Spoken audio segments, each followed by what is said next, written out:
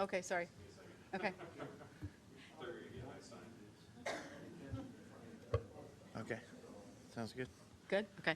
I'd like to call the meeting to order. If we could please stand for the Pledge of Allegiance. Sounds good. Pledge allegiance to the flag of the United States of America and to the republic for which it stands, one nation, under God, indivisible, with liberty and justice for all.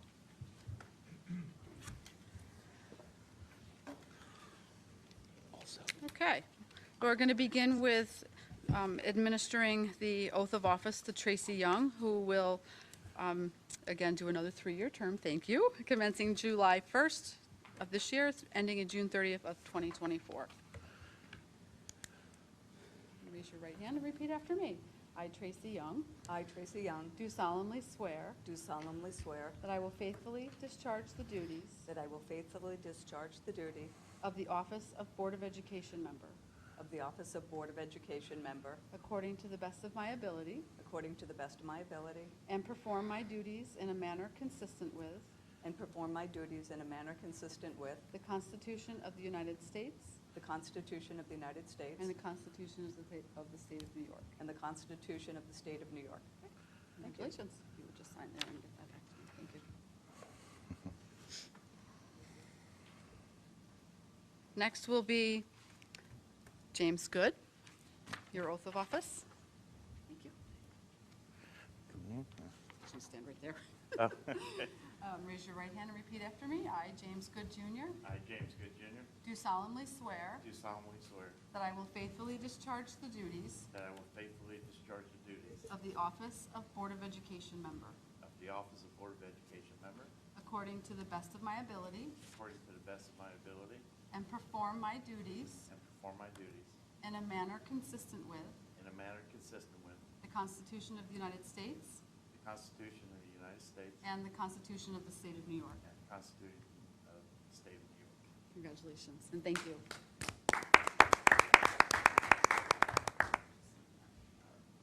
Welcome aboard.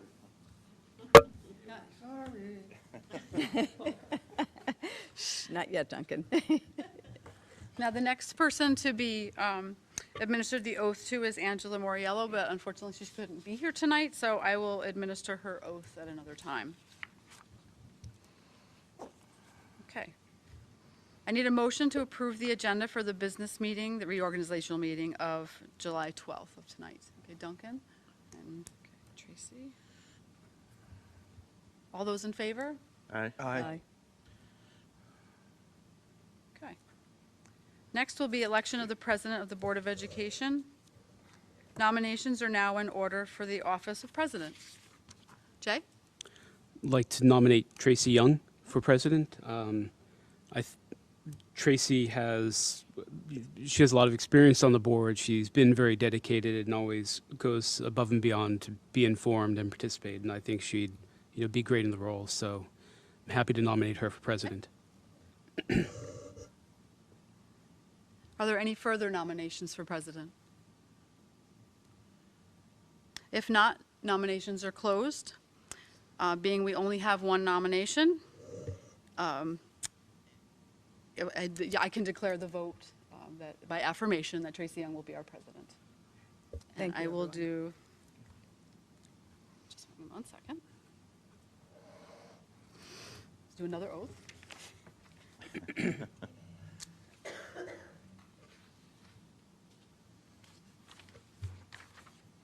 Yeah, 1 second. Okay, raise your right hand and repeat after me. I, Tracy Young, I, Tracy Young, do solemnly swear do solemnly swear that I will faithfully discharge the duties that I will faithfully discharge the duties of office of President of the Board of Education, of the office of President of the Board of Education, according to the best of my ability, according to the best of my ability, and perform my duties and perform my duties in a manner consistent with in a manner consistent with the Constitution of the United States the Constitution of the United States and the Constitution of the State of New York. and the Constitution of the State of New York. Thank you. Thank you.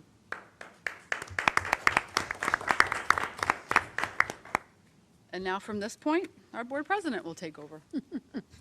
You were doing so well.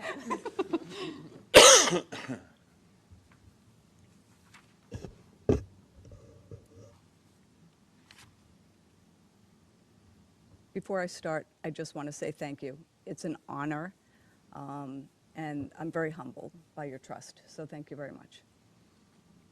So now I'd like to go to nominations are now in order for the office of Vice President. So, Eric? I'd like to nominate Jay Goodman. Okay. So Jay Goodman is nominated. Are there any further nominations?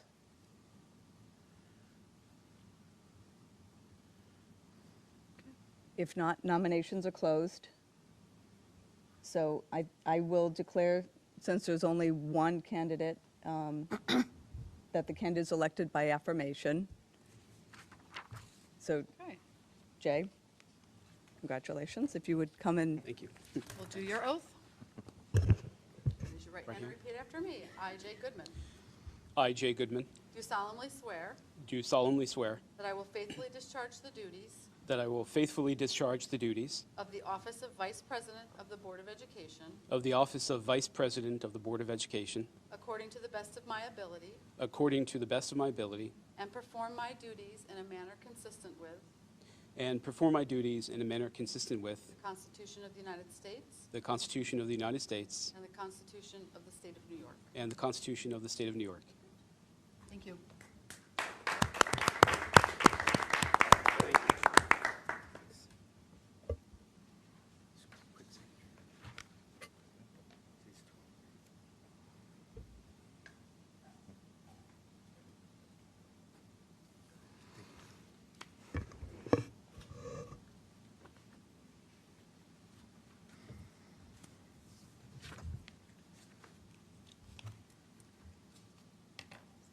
So next we have 5.3, oath of office for the superintendent of schools, and the district clerk will administer the oath.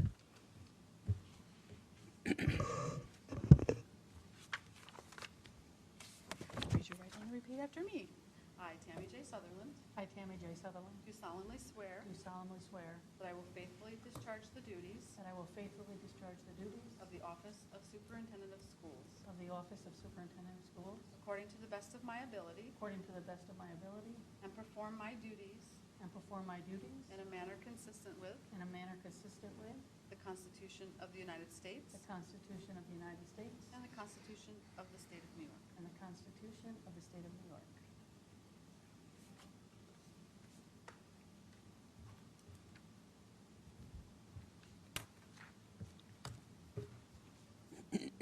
Next, 6.1, appoint Daphne Pearson as district clerk. So I need a motion to appoint Daphne Pearson as the district clerk, and then the president of the Board of Education will administer the oath of office. Okay, I have Duncan and Jay. Any discussion? All in favor? Aye. Aye. Thank you. I come over and administer, right, Daphne? Yep, just gotta find where I put it. Oh, I gave it to you. I do it for myself. Please raise your right hand. I, Daphne Pearson, I, Daphne Pearson, do solemnly swear do solemnly swear that I will faithfully discharge the duties that I will faithfully discharge the duties of district clerk according to the best of my ability according to the best of my ability and perform my duties and perform my duties in a manner consistent with the Constitution of the United States. It might have been in a too long. manner consistent with the With the Constitution of the United States And the Constitution of the State of New York. and the Constitution of the State of New York. Thank you. Congratulations. Good sir.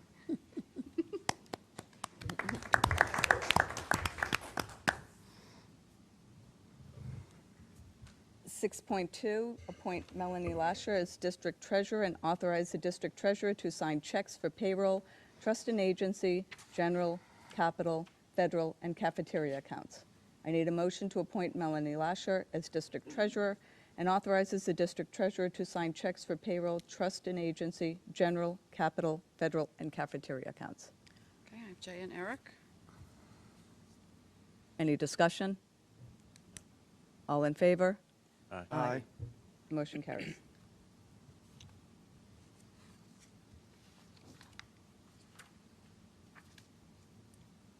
So now, you do the, You have to appoint Janet as as deputy treasurer. Oh, I'm sorry, okay, so 6.3, appoint Janet Massman, business official, as deputy treasurer. I need a motion to appoint Janet Massman, business official, as deputy treasurer. Okay, Eric? Second. I have Any discussion? James. All in favor?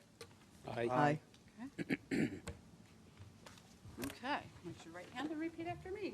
I, Janet Mossman, I, Janet Massman, do solemnly swear do solemnly swear that I will faithfully discharge the duties that I will faithfully discharge the duties of office of deputy district treasurer of office Deputy District Treasurer according to the best of my ability, according to the best of my ability, and perform my duties and perform my duties in a manner consistent with in a manner consistent with the Constitution of the United States the Constitution of the United States and the Constitution of the State of New York. and the Constitution of the State of New York.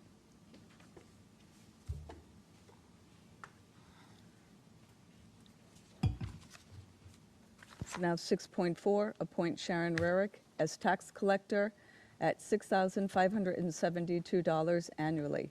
I need a motion to appoint Sharon Rarick as tax collector at $6,572 annually. Okay, I have Eric. Need a second? Any discussion? Jay? All in favor? Aye. Okay. Next, what we're going to do is something slightly different. We're going to take and combine the appointments. There will be time for discussion for any particular point, but rather than go through each one individually, we are grouping them. So for the next appointments, we are looking at 7.1 through 7.27. Should I read each one, or what is your preference?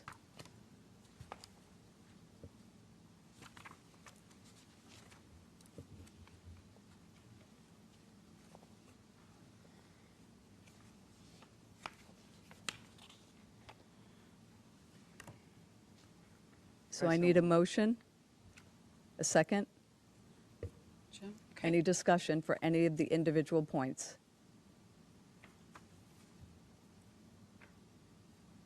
All in favor for appointing 7.1 through 7.27? Aye. Aye. Just gonna wait. All good, Duncan? Haven't finished reading all the ones I'm Okay, doing yet. okay. Make sure I understood.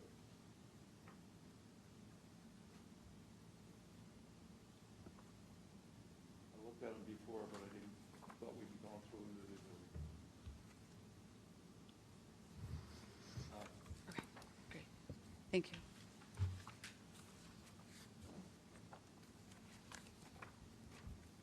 Next, point 8, the designations for 2021 school year through 2022.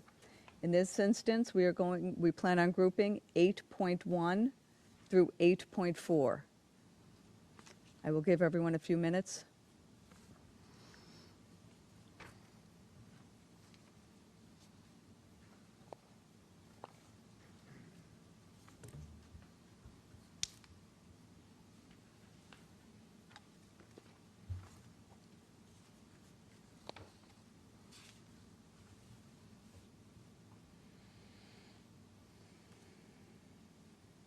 I need a motion to group the designations of 8.1 through 8.4.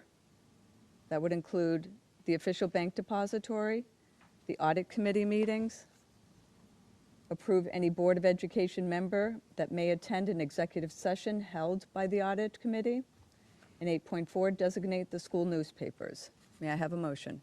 Jay? Second. Jim? Any discussion? All in favor? Aye. Next, for authorizations for the school year 2021 through 2022, we would like to group 9.1 through 9.11. That will include appointing a certifier of payroll, authorized conferences, conventions, workshop attendance. 9.3, establish petty cash funds. 9.4, approve designation of signatures on checks. 9.5, approve budget transfers. 9.6, approve wire transfers. 9.7, approve authorization to suspend students. 9.8, approve authorization for bids. 9.9, approve membership in organizations. 9.10, approve authorization for filing of grant applications. And 9.11, approve authorization to participate in BOCES bids. May I have a nomination, a motion? Okay, I have Jim and Eric. Any discussion? All in favor? Aye. Next, point 10, official undertakings for the school year 2021-2022. Here we're grouping 10.1 to 10.3. This will include approval bonding of officers. 10.2, approve loans from the general fund. 10.3, approve investment of funds. May I have a motion? Okay, I have Second. Jay and Eric. Any discussion? Yes, Duncan? That's why I was taking time on the other one. I couldn't remember where I had the question. I don't understand why we would have payroll expenses and that needed to be paid out of the capital fund. Which point? It says motion to approve loans from the general fund to the federal fund. I don't know that one either, but the one that caught my eye when I was reading this before was the capital fund. Why would we need to be paying, okay? Oh, it's not just payroll. No, it's not just No, payroll. it's not just payroll. So if we got a warrant in, but why would, I guess I didn't understand because we're maxed out on the capital fund. It would probably not have needed this year because we have the funds in the general account. But if We it's never like, have to do that? have we done it for capital? We've definitely done it for federal. Not Yeah, I for can see capital. We may not get Yeah. a check from the Fed. Right. The capital fund is ours, and we always had money, as long as I've been on the board, we always had it. But it's. So just- according to Janet, we have not needed to do it. Okay. Still gives Sounds us, funny to me. it still gives us the flexibility by having it Right. Right. approved tonight, then we don't have to ask later, right? No, I don't have a problem, I just didn't understand why we would ever need it.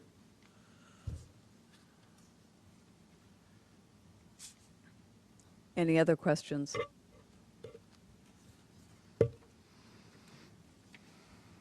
All in favor? Aye.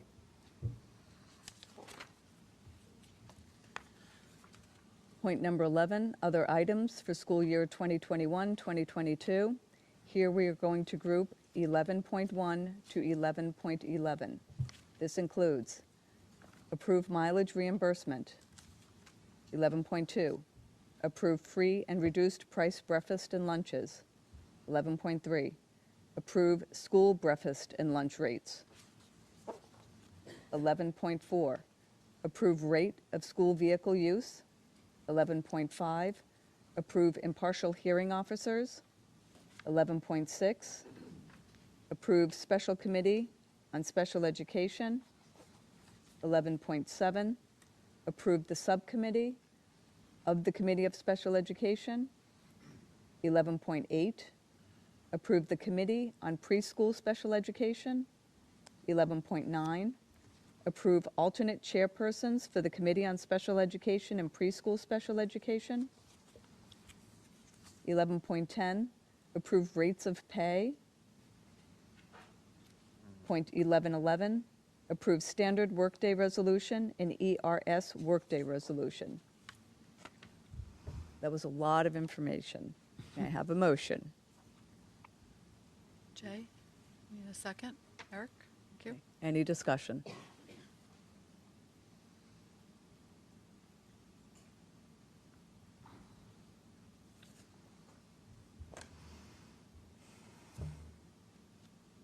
Okay. No discussion? Okay. All in favor? Aye. Aye.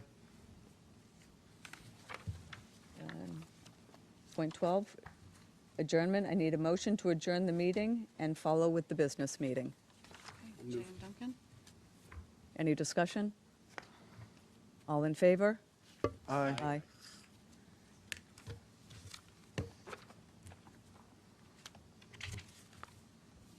Oh, let me just grab the time. 6:21.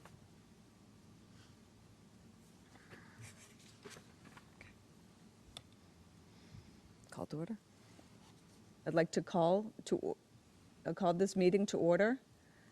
I need a motion to approve the agenda for the business meeting of July 12th, 2021, today. Eric Second. and Jay, thank you. Any discussion? All in favor? Aye. Open forum. The 30-minute open forum is the time the board sets aside to hear comments from the public. This is an opportunity for residents to voice general concerns or complaints, especially about items on the agenda. However, this is not the time to register complaints about specific individuals or about items that should be addressed confidentially through the proper channels. I have not been emailed anything. Okay. Is there anyone?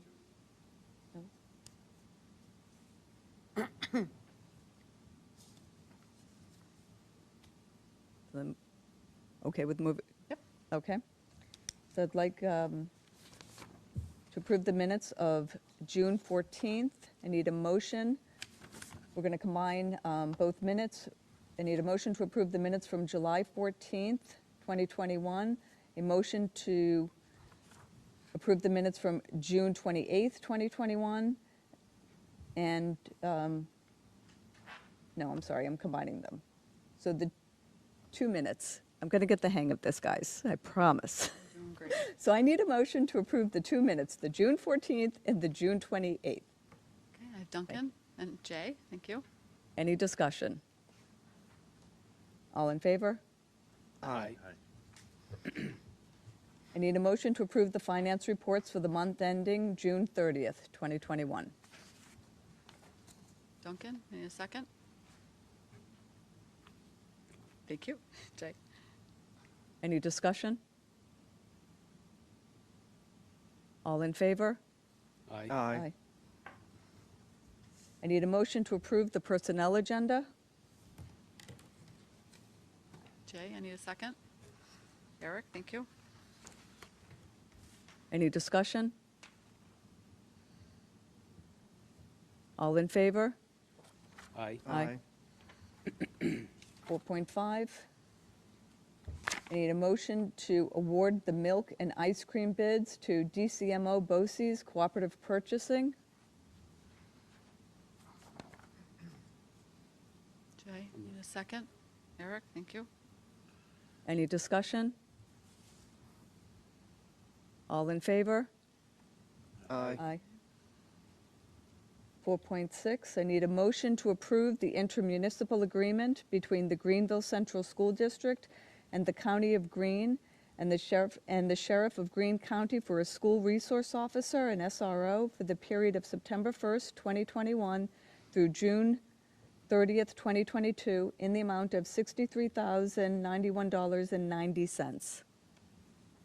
Eric and Jay, thank you. Any discussion? I have a question. Is this the same agreement that we've been working off for the last few years? Has anything changed? I Nothing read has it, but changed. it's hard to tell without a red line. Other Nothing than- has changed, Other than the Nothing has amount, right? only the salary. amount. Except the salary amount has gone up, I think, less than 2%, around 2%. Okay. Yes, Duncan?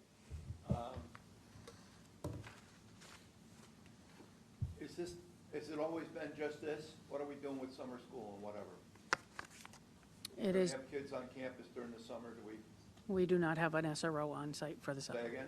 We do not have the SRO here on site for the summer.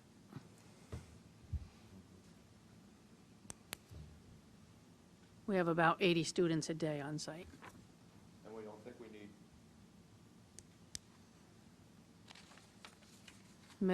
Just elementary and middle school students are the students on site.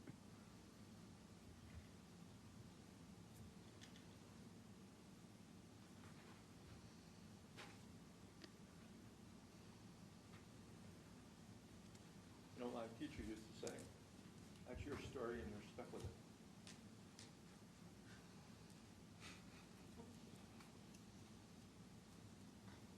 Any more discussion?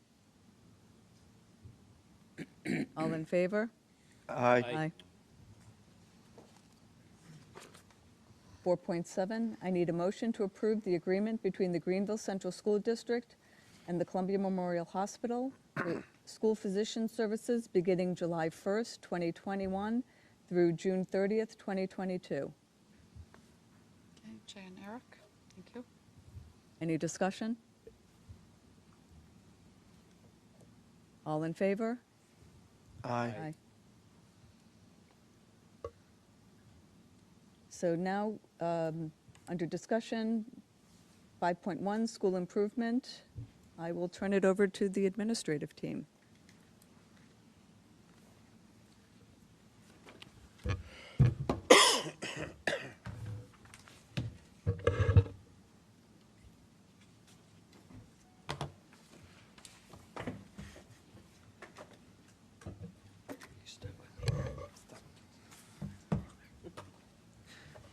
Good evening. We are back this evening to continue the conversation that started really at the June 28th board meeting where we provided end-of-year report.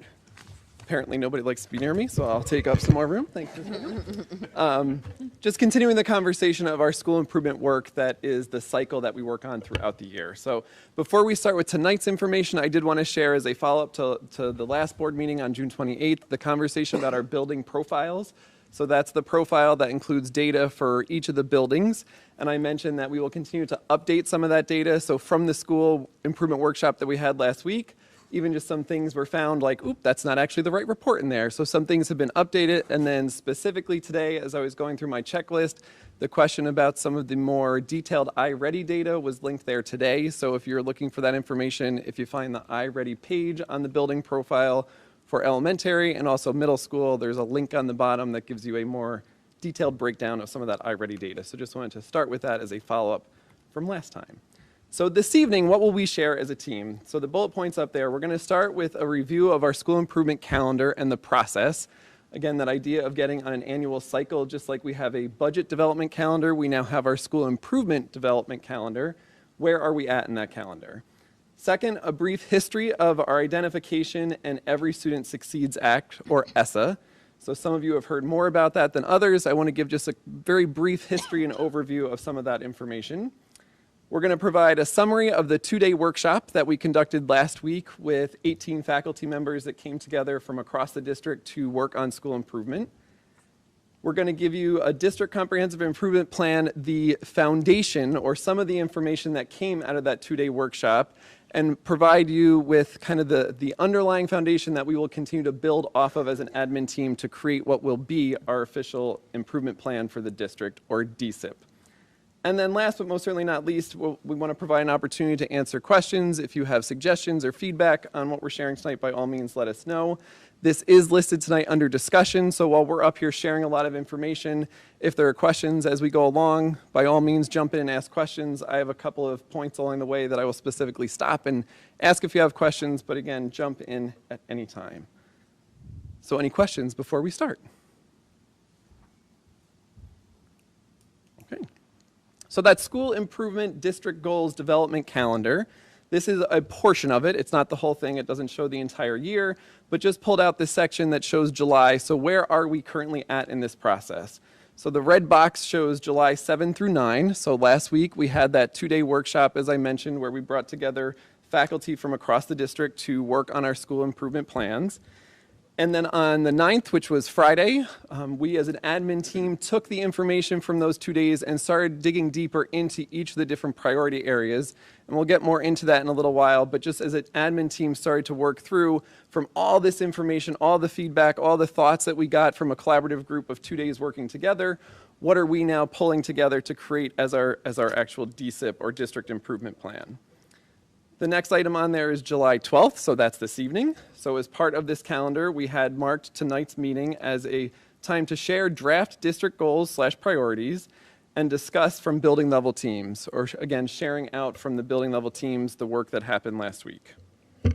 After tonight, our admin team, the next tomorrow and then again later this week, will be working together to continue to develop the official plan, pulling information from last week, pulling information from our discussion tonight, and formalizing it with the plan to have the official draft of that document to you all by next week. Any questions on this cycle right now? I'm going to get into more of the specific steps and details in a little while, but just wanted to start with that calendar overview. Okay. So June 28th board meeting, I did share some of this as well, but wanted to cycle back to it. Our identification as a school is called a Targeted Support and Improvement School.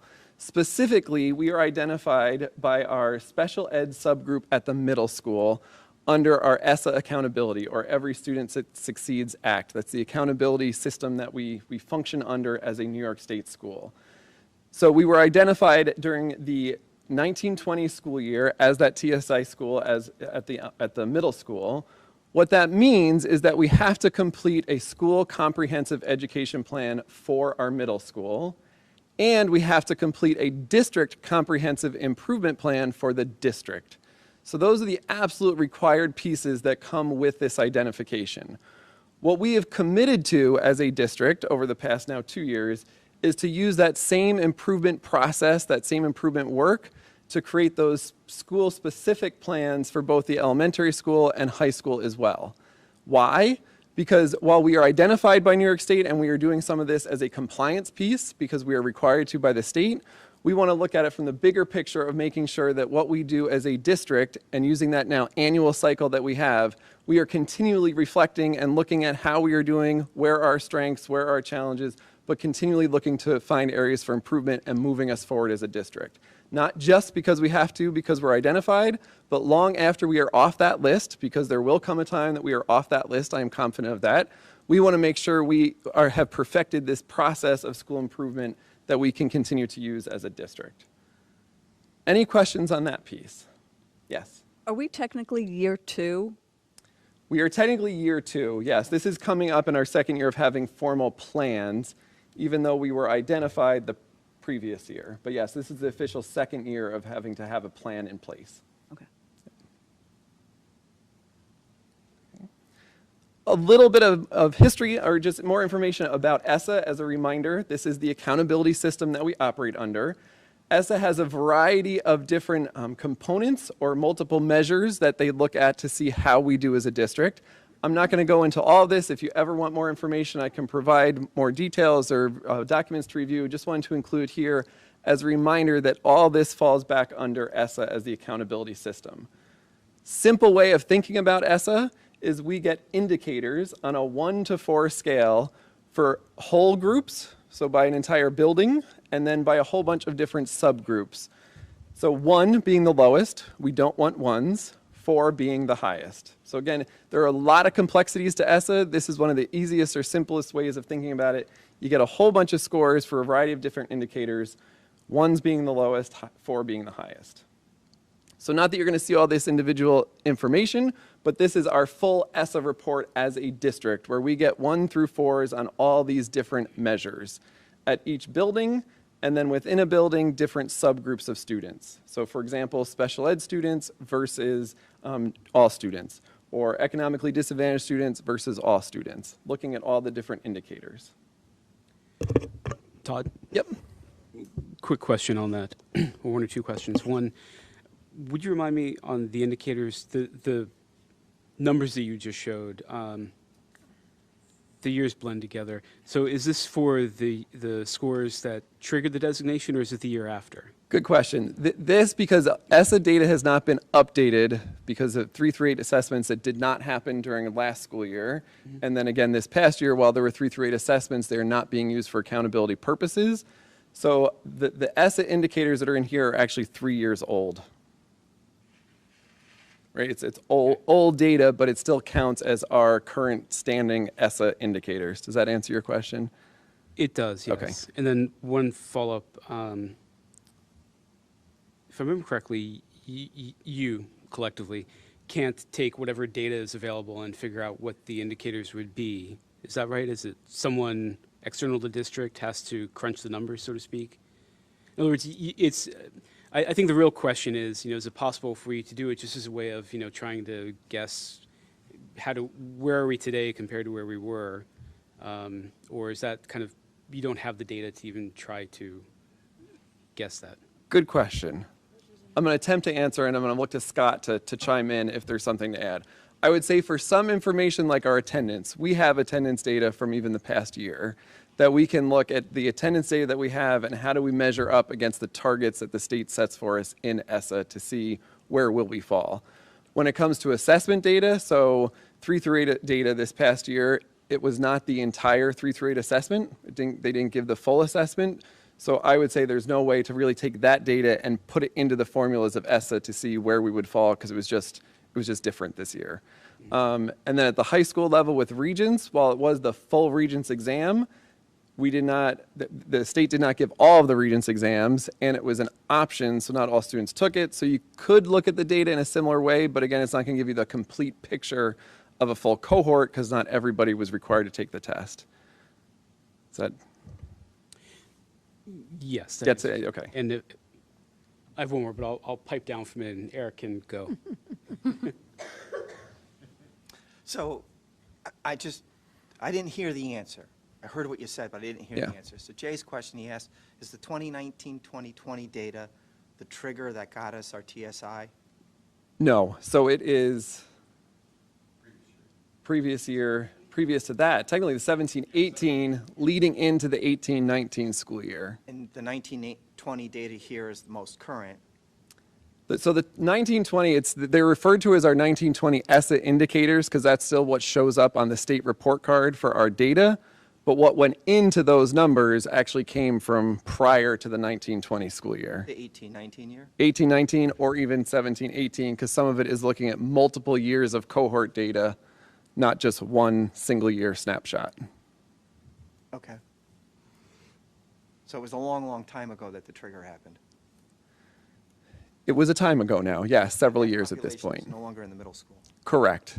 Okay. Which also goes to the point of the importance of looking at improvement across the district because the cohorts that led to our identification are now in the high school. We want to make sure what we're doing at the high school and also across the whole district. So yes. Okay, thank you. Yep, you're welcome. So, sorry, quick question and a comment. I Sorry. should have made the Discussion, comment this is earlier, good. but I just wanted to note that, the idea you have now of continuing the DSIP after the designation is gone, I think is a good idea. I mean, I assume it'll be reevaluated when the time happens to make sure it still makes sense. But I mean, as of now, I like the idea of continuing it. Hopefully it means that you see something valuable in the process that is worth continuing. So that seems good. And then the only other question is, this is a basic one. The data is 3 years old here, but I mean, our ability to get off the designation, I guess, how does the staleness of the data and when it can be updated relate to like our evaluation when we might be able to get off of it? Also versus like the time of the program. Didn't state the question very well, but hopefully you hear what I'm getting at. So I'll take a stab at it. If I don't answer, let me know. So this coming year, the 21-22 school year, the thought right now is that 3 through 8 assessments next year will look more typical to what they have pre-COVID, pre the pandemic. At the bottom of all this underlying is we got on the list because of 3 through 8 assessment data specifically for our special ed students. So the way to get off the list from that identification is to get 3 through 8, well, really the middle school, 6 through 8 assessment data for our special ed students higher. Away from 1s and more into 2s and 3s. 4s would be phenomenal, but certainly away from those 1s. So that won't happen until the end of this coming year, 21-22, at least one checkpoint of data to say we're going in the right direction. My understanding from the original identification is we have to have at least 2 years of that. So even if we did stellar, amazing work this coming year and test scores improved to a really high degree, we are still on that identified list the following year, regardless, to make sure we are showing a track record of improvement. Okay. Yes? Is that Thank you for You're welcome. understanding my attempt at the question. I'm- I think you gave the answer I was looking for, and it's, I hear that next year we have an important benchmark coming up to look forward to. yes? So, Now, the other piece of this, and this is what we shared on June 28th, is absent 3 through 8 assessment data, we don't ever want to rely on that as our single sole piece of data or information, right? So we have internal data that in our DSIP for this past year, 2021, we made sure we were including local benchmarks and local targets so that we can look at that data regardless of the 3 through 8 to see, are we making progress in the direction that we want to? I just Yeah. have one quick thing. I'm sorry I'm new to this. No, it's quite all right. Question I have is, so obviously this is compiled with many years' worth of information, and it's, how do I say, proven by numbers that people are going to audit it outside of our area to compile the numbers. But what kind of lead time can we have to make sure we're on track to get there? Are we internally auditing like at 6-month level, or is it at the year benchmark? It's where we know where we can expect to be, instead of saying, oh, wow, we lapsed, and can we make sure we're hitting our targets on time?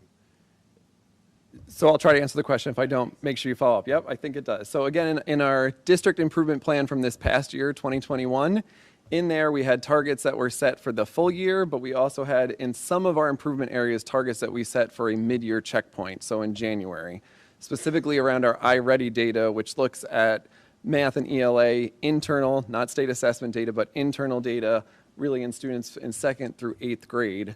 We set targets on a 6-month basis and then a full year basis.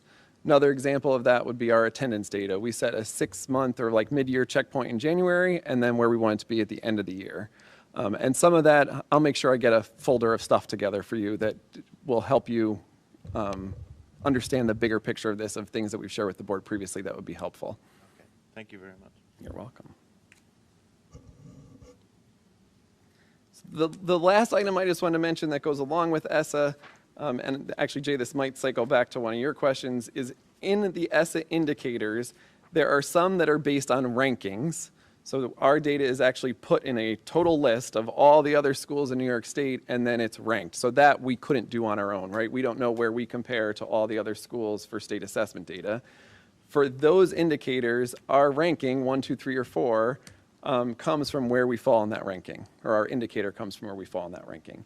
For others, it's based on goals. So an example of that would be attendance data.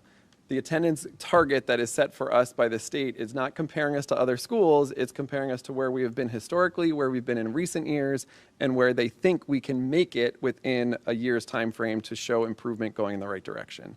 So it's a goal set for us versus the ranking. So I think that's an important distinction to remember in Essa, is that those indicators come from one of 2 different ways of coming up with that 1, 2, 3, or 4 target or indicator. So Todd, does this mean that the indicator based on ranking is essentially grading us on a curve as opposed to against an objective? Correct. So does that mean that there always has to be some percentage of schools who are just designated? Correct. So just like this shows, level 1 is always the bottom 10% statewide is always going to be at a level 1. Yep, correct. Okay. Okay, so that's a little bit of that history.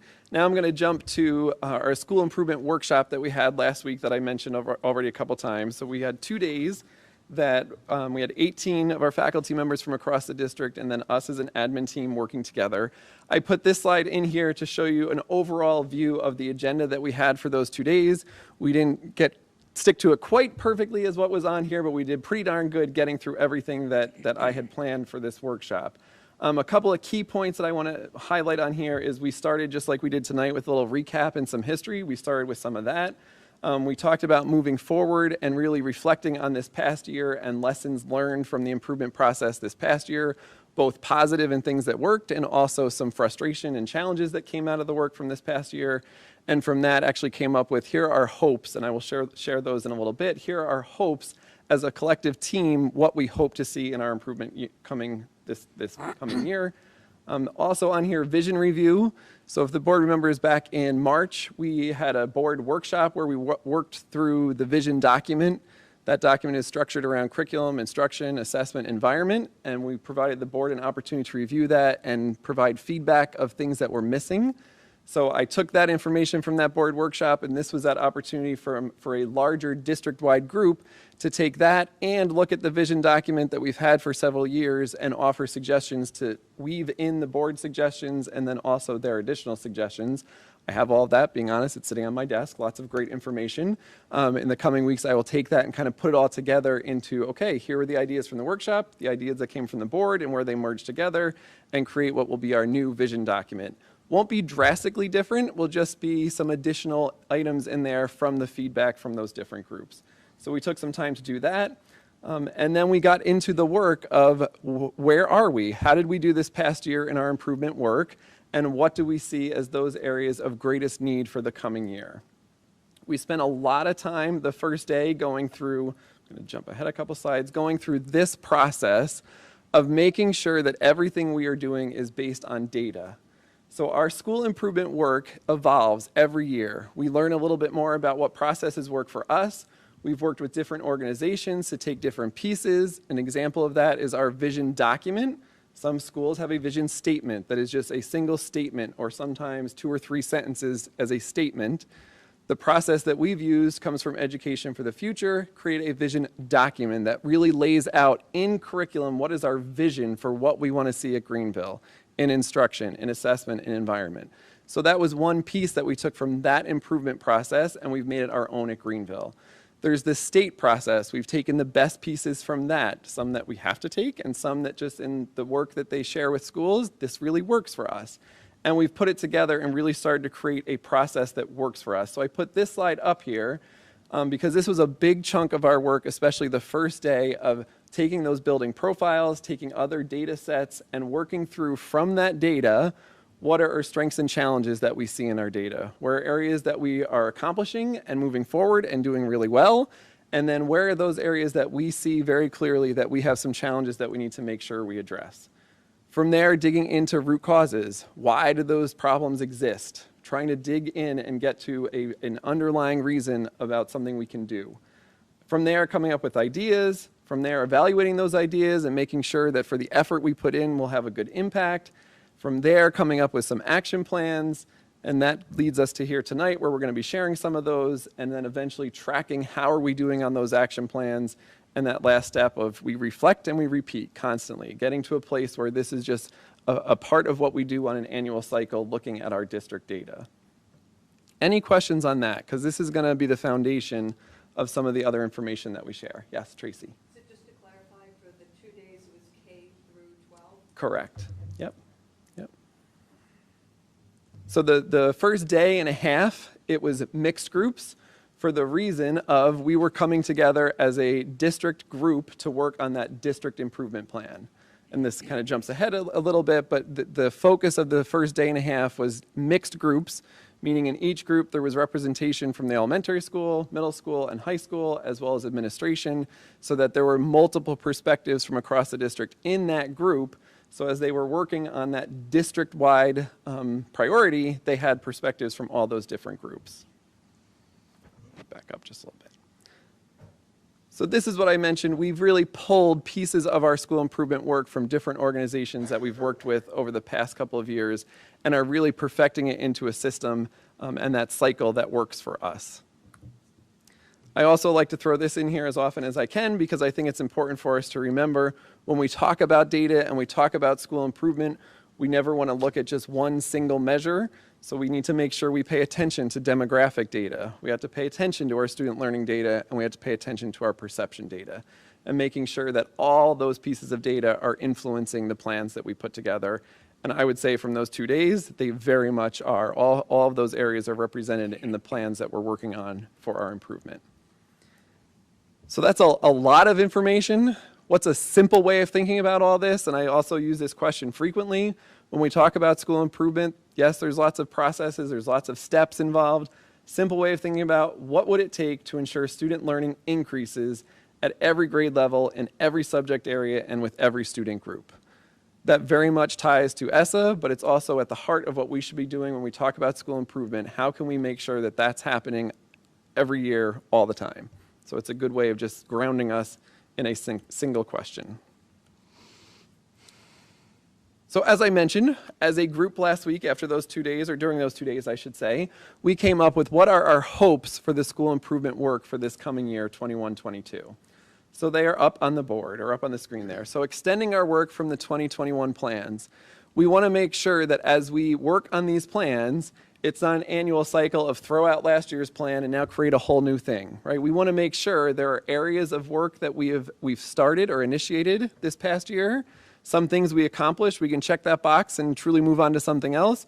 But there are other things that we've got started and we want to make sure we continue. We don't want to just forget about them because that was last year's plan. We want to make sure that everything we do, this is really the next 2 bullets, it's aligning our work K-12. We had those district groups for a reason, as I mentioned. We want to make sure that we are aligning that work across all 3 buildings. We're not having any one building work in isolation. And everything we do needs to be sustainable, rigorous, and attainable. We don't want to set goals for ourselves that are unrealistic, but we also don't want to set goals for ourselves that are too simplistic.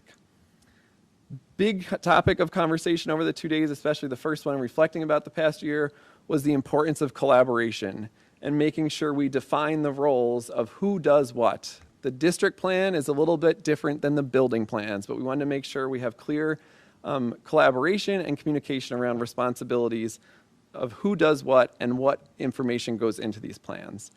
And then last but not least, the last bullet there, effectively communicate with all stakeholders.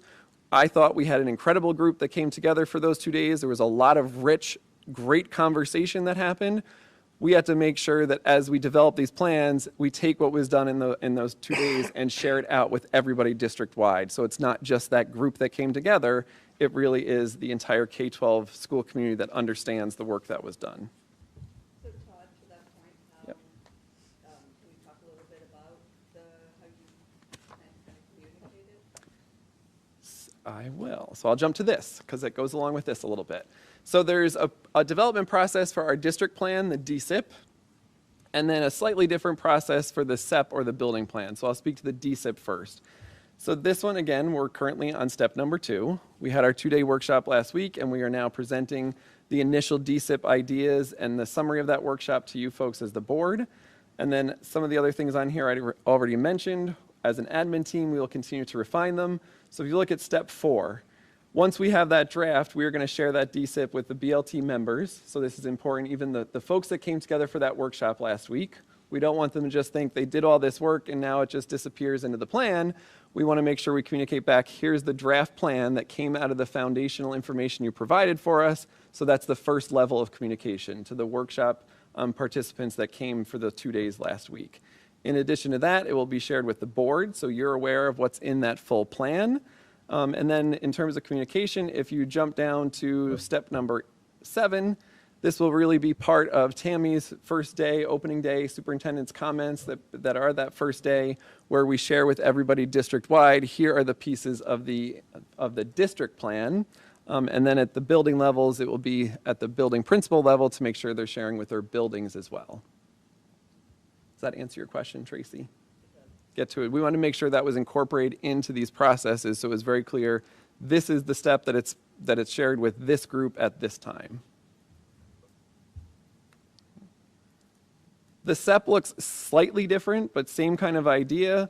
The work that was started last week, while it was that district level perspective, the end of the second day, the last couple hours of our afternoon together on Thursday, the faculty members reconfigured into building specific groups so they could start, now that they have this district perspective in mind, they could start working at an individual building on what are called their commitments that go into their individual building plan.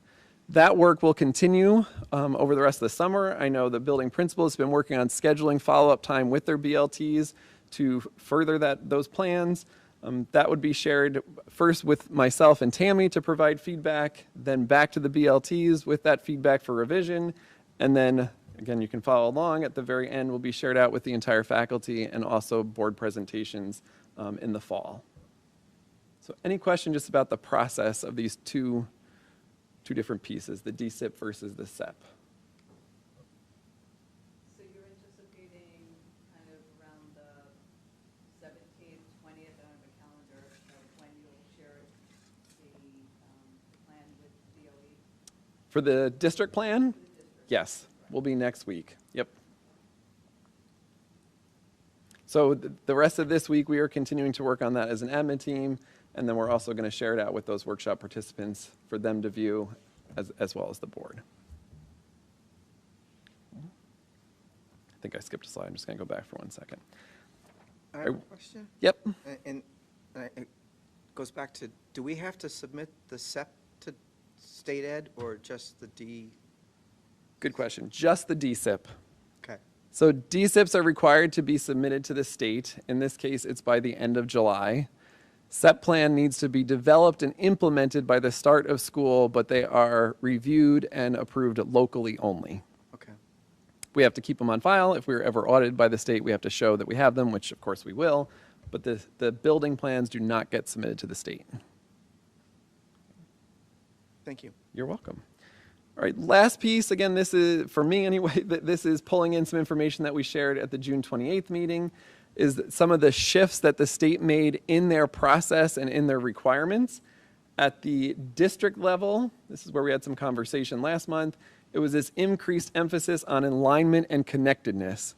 So that is one of the things that led to our two-day workshop had a lot of time in those K-12 groups for that purpose, to make sure everybody has that district-wide perspective in mind and are connecting the pieces that happen across buildings.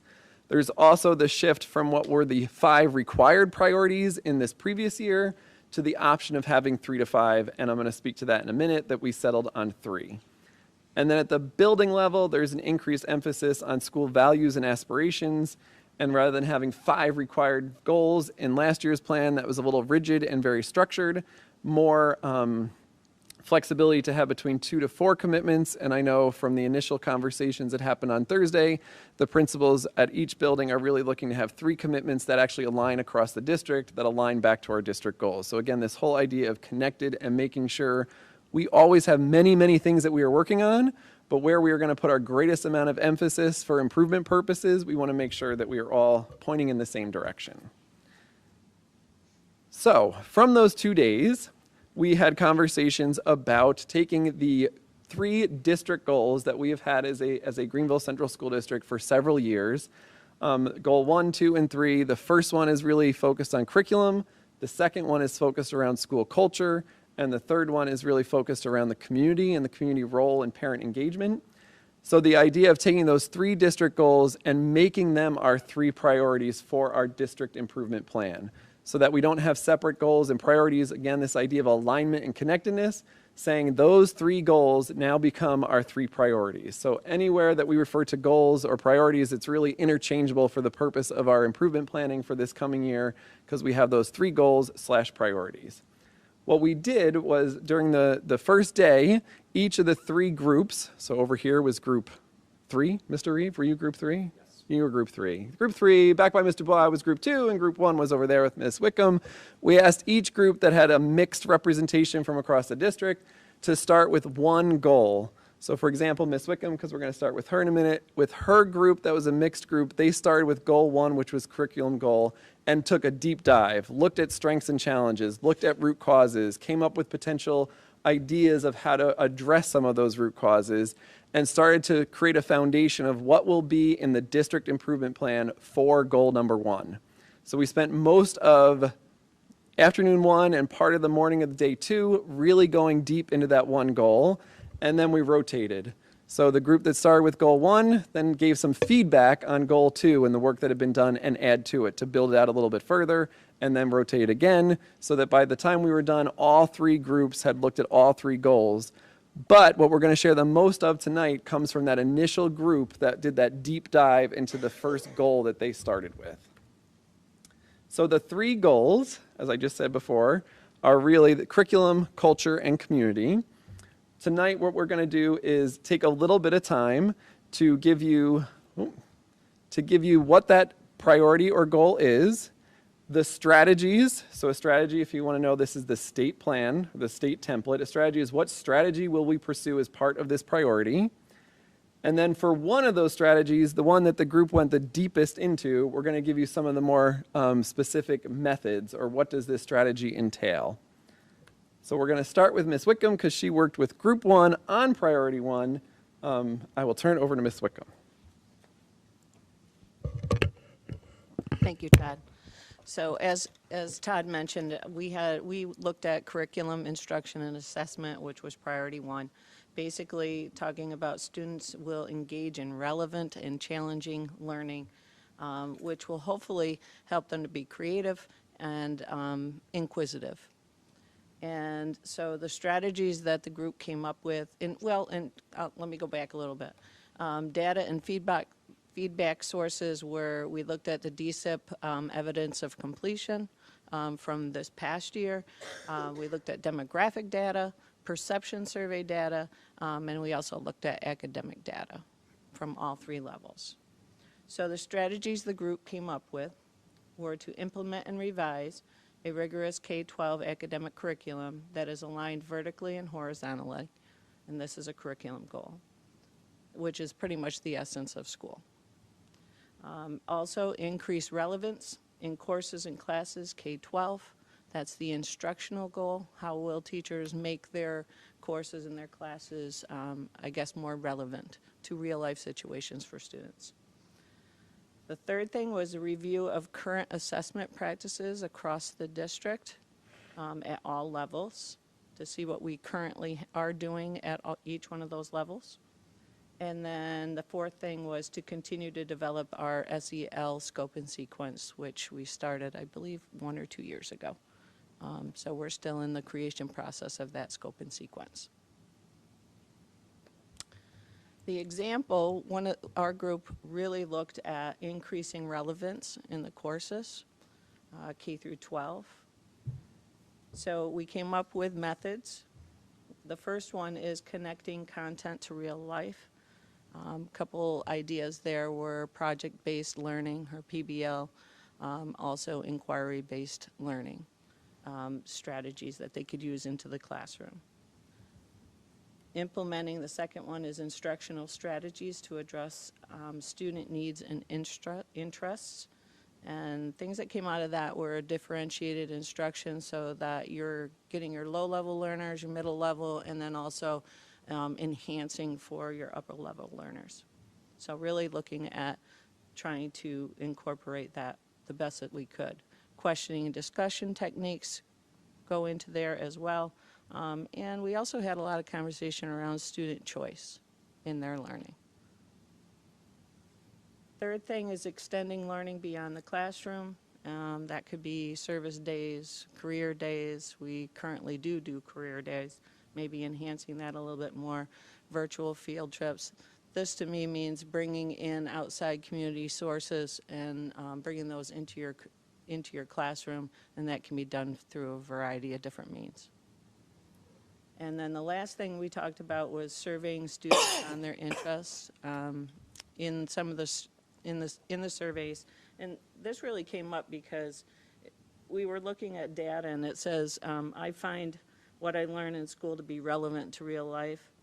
And this was on our DSEP plan. And we were at 3.1 out of 5, and this is on a 5-point scale. And this year we ended up at a 2.7. It was a difficult year, but we went down instead of went up.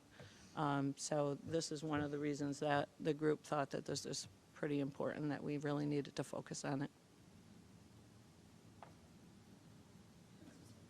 You're welcome. Okay. The differentiated instruction, how do we know if we're doing a good job at it? Can we pick up on that thread in the next area? Because there were connections. Yeah, they build on each other. Okay. Oh. So Peter and I both had the privilege of working with a diverse group of teachers for priority number 2. And as you can see, the priority listed up there talks about all students, staff, and families will be provided a welcoming, safe, secure, supportive, and engaging school environment where all students thrive.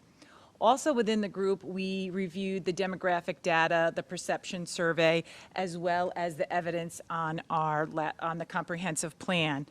And the strategies that fell under that category were to reduce chronic absenteeism, increase effective collaboration and shared decision-making, continue the support for social emotional learning, as well as the K-12 Character Ed program. So as our group decided, and I'll use Todd's term, to do a deeper dive into the absenteeism piece, and we took a look at we started to explore some of the trends on using school tool data, which lead into our strategies. So I'm going to turn it over to Peter to talk about, I'm sorry, not strategies, methods, to talk about the in-depth discussions we had on the various methods and how they connect basically with all three priorities. So, and before I do that, I want to thank Todd for two things. One, for not telling us how hard this work was going to be, and just and letting us walk through it step by step, and not trying to scare anyone like this is going to be difficult. It was difficult, but it was well organized, and I just want to say thank you for bringing together K through 12 teachers and giving us the trust and time to do this kind of work. So thank you. I also don't say this often, but I really appreciated what State Ed did this year, because the shifts that they made in the process really made the conversation better. It became less of a task about checking boxes and filling in the very rigid template that we had a year ago, to conversations about what can you commit to that's going to make student learning better. And that was a radical shift to the conversation. And I just want to say, I found that very empowering. I have a little bit of goosebumps. I found that very empowering. So I just want to say thank you to those pieces. As Brooke was saying, there were a lot of connections. And when we talk about that, we were looking at data. So for example, in the group that we were in, seated over there, it was Brooke and I and teachers that were K through 12. And so when we were looking at data, I was looking at elementary data. Tag Russell was looking at high school data. Middle school. Other people had middle school, and then we started having our conversations while we were looking at different representations of the same categories of data, but different levels of it, so we really could see what trends were happening. And that was a really great way to approach this. And so we were looking at, as Brooke was saying, is looking to make all students, staff, and families providing a safe, welcoming, and secure, supportive, and engaging school environment. And we really tapped into the engaging school environment where all students thrive. So you can see the connection with what was happening with what Denise just shared, because they were talking about relevance. And we were talking about engagement where all students thrive. And so our group was having a similar conversation, but from a slightly different perspective. Does that make sense?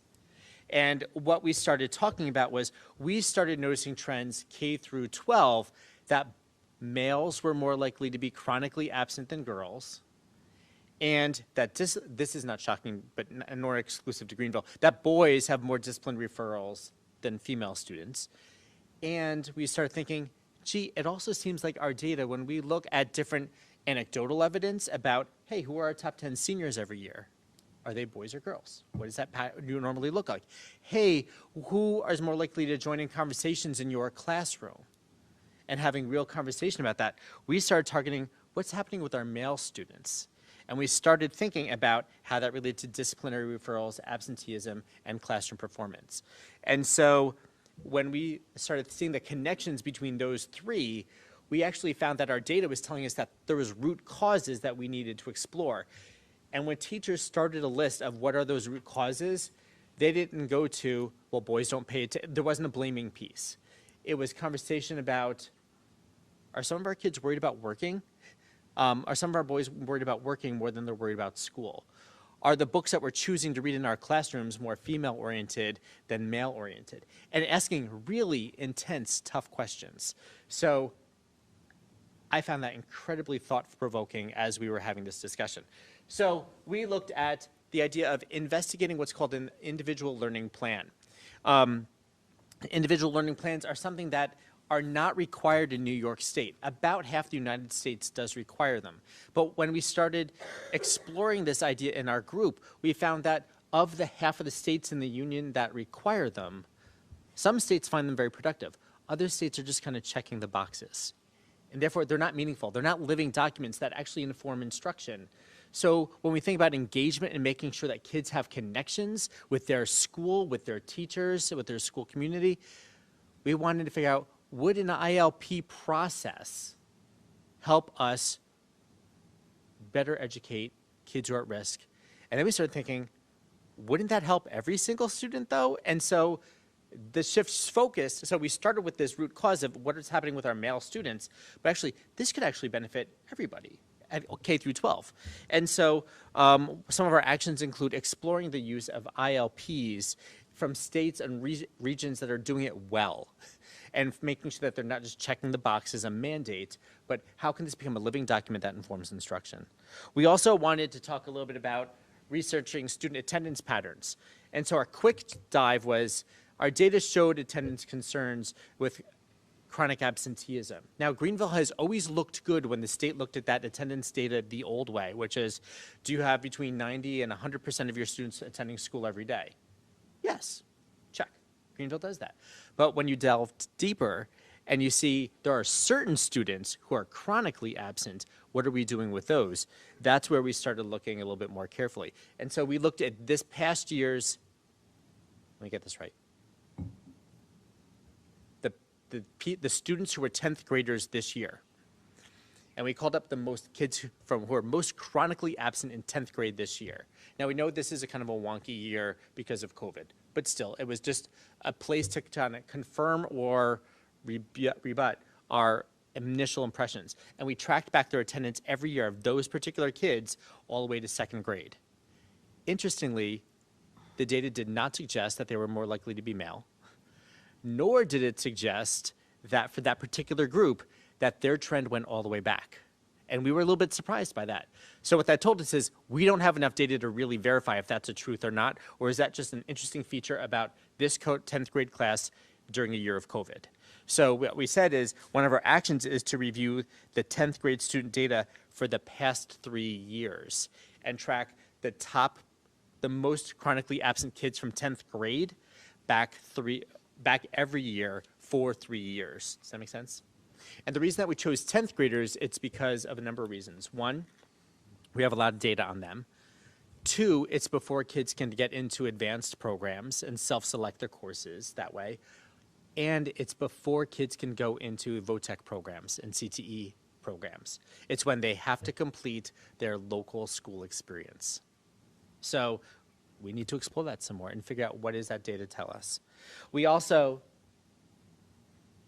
talked about the interest of high interest activities, and I talked about that a little bit, like, are we selecting books that are of high interest to kids? So we looked at this from two perspectives. One, we need to look deeper at the content within the courses, and is that of interest, but also the course offerings as a whole, both of those things. So are we offering the right electives, not just enough electives, but the right electives that really engage kids? And then we also talked a little bit more about increased shared decision-making and collaborative processes. Oh, that's not in there. That was something different. Thank you. Yeah, but I don't. So Todd talked, I won't belabor this, but one of the things we talked about is, as we were collaborating, also identifying what type of collaboration is happening at each kind of meeting that we're having or each kind of situation.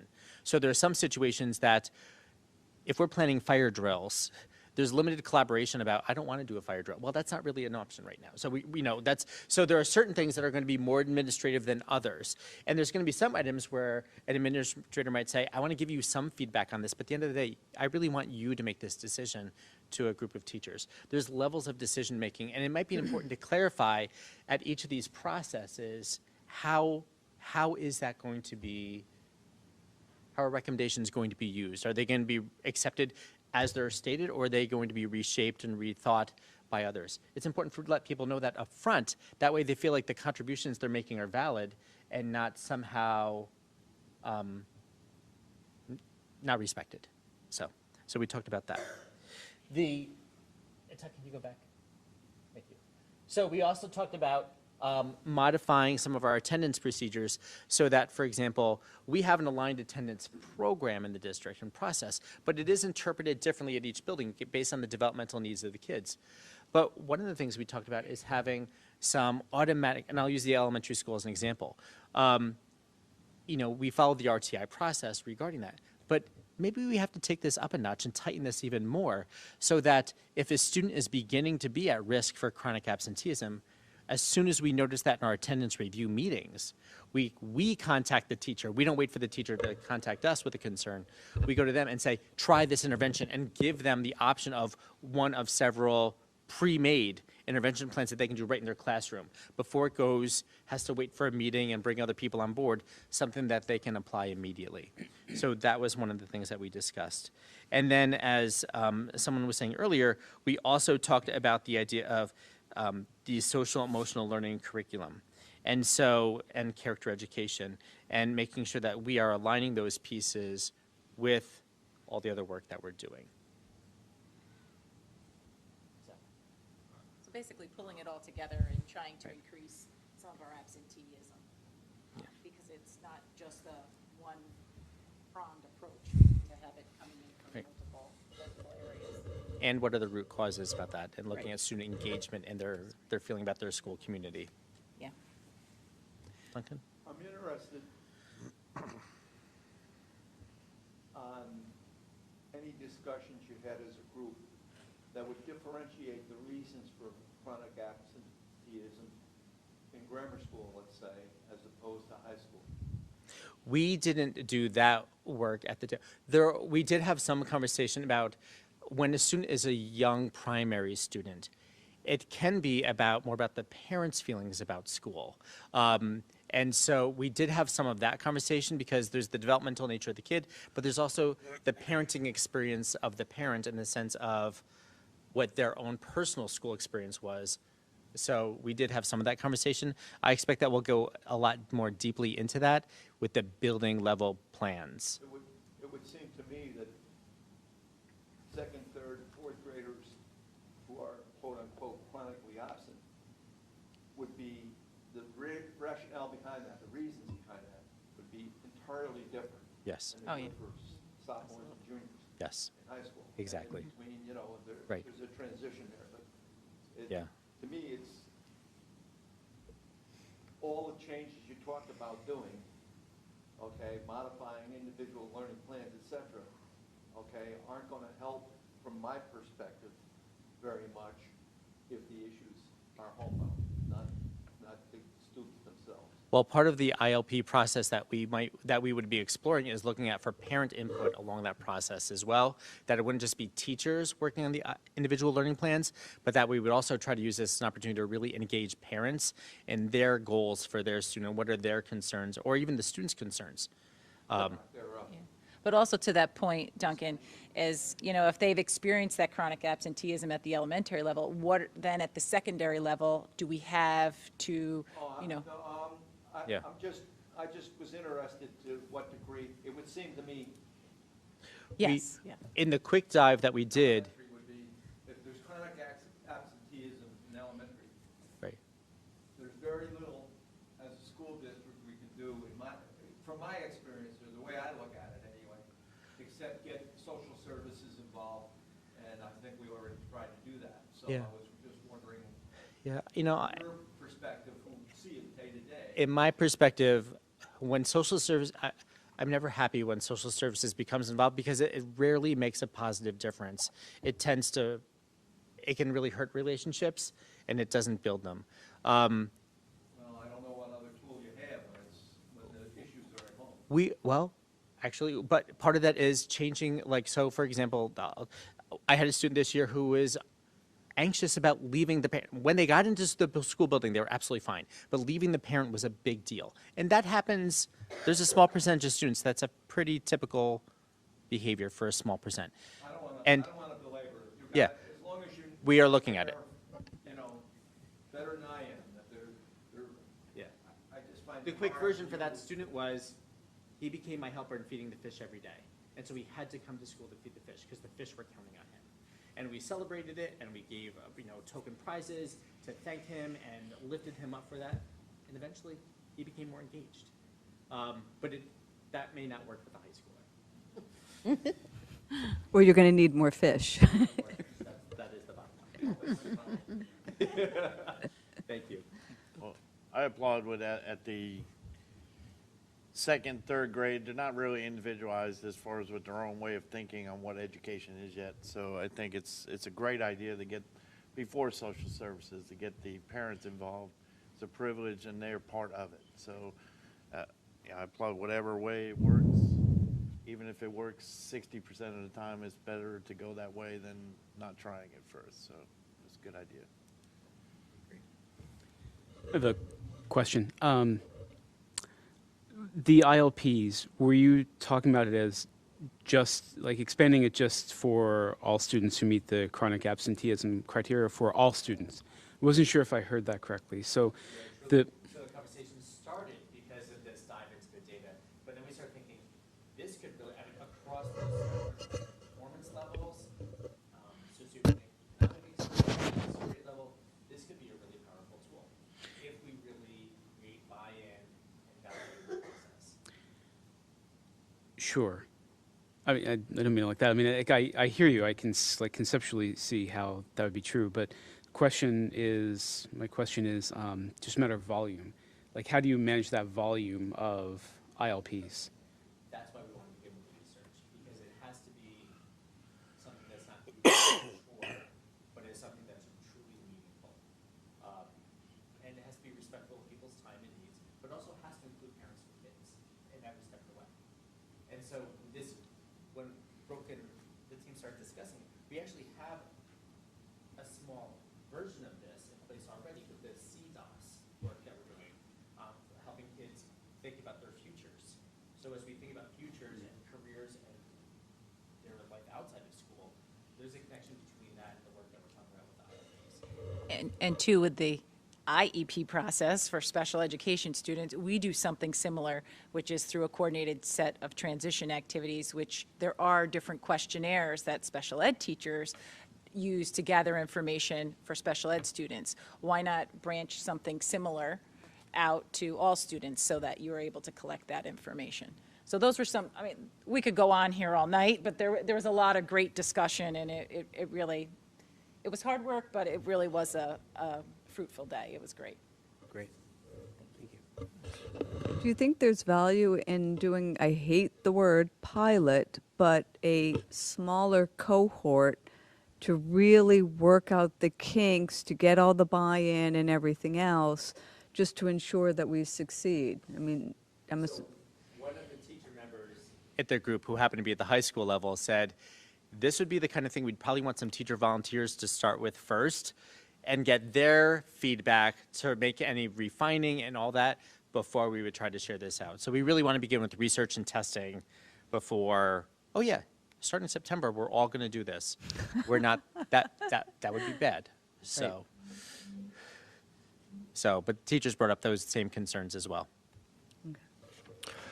All right. So priority 3, Greenville Central School will partner with families and larger community to improve student learning and the well-being.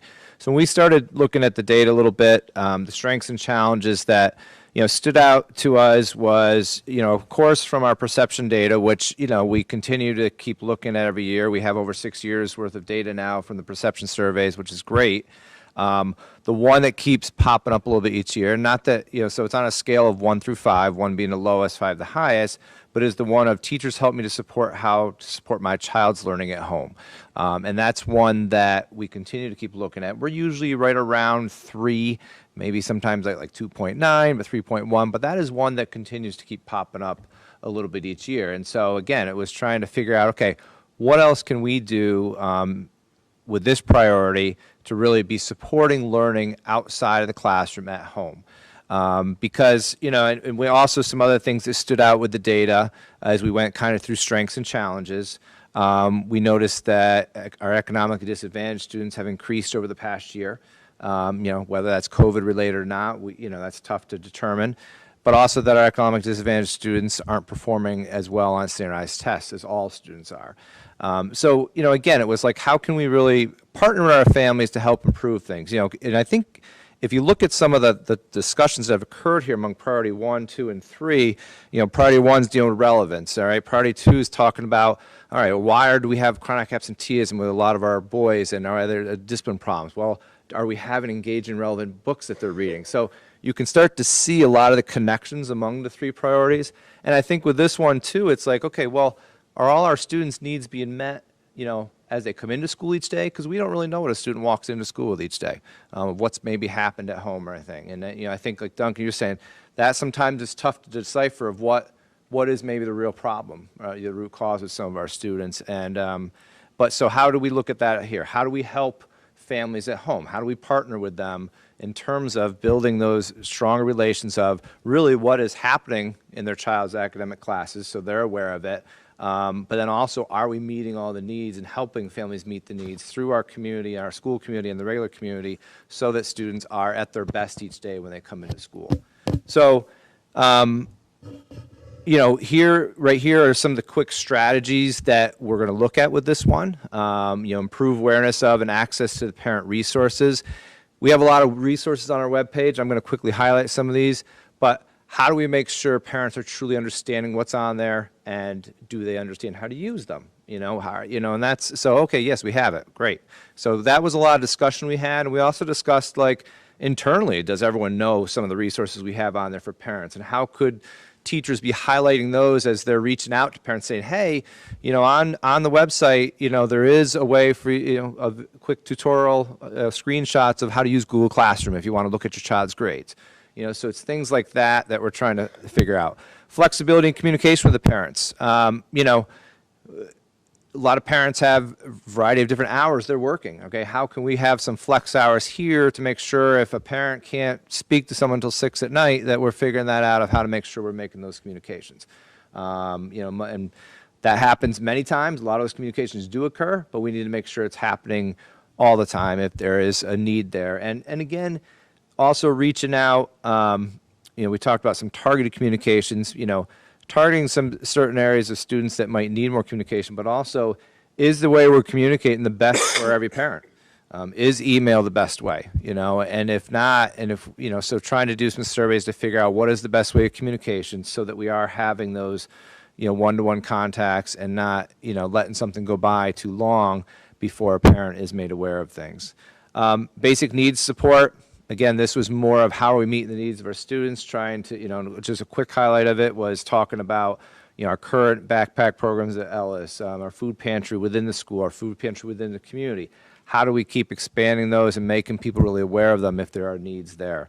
And then just basic clothing needs and things like that. So again, meeting those basic needs of our students. Improve usability of the website. There was some discussion about just, okay, do you have to click X amount of tabs to get to certain spots? How do we make that a little more fluid or streamline a little bit more for parents?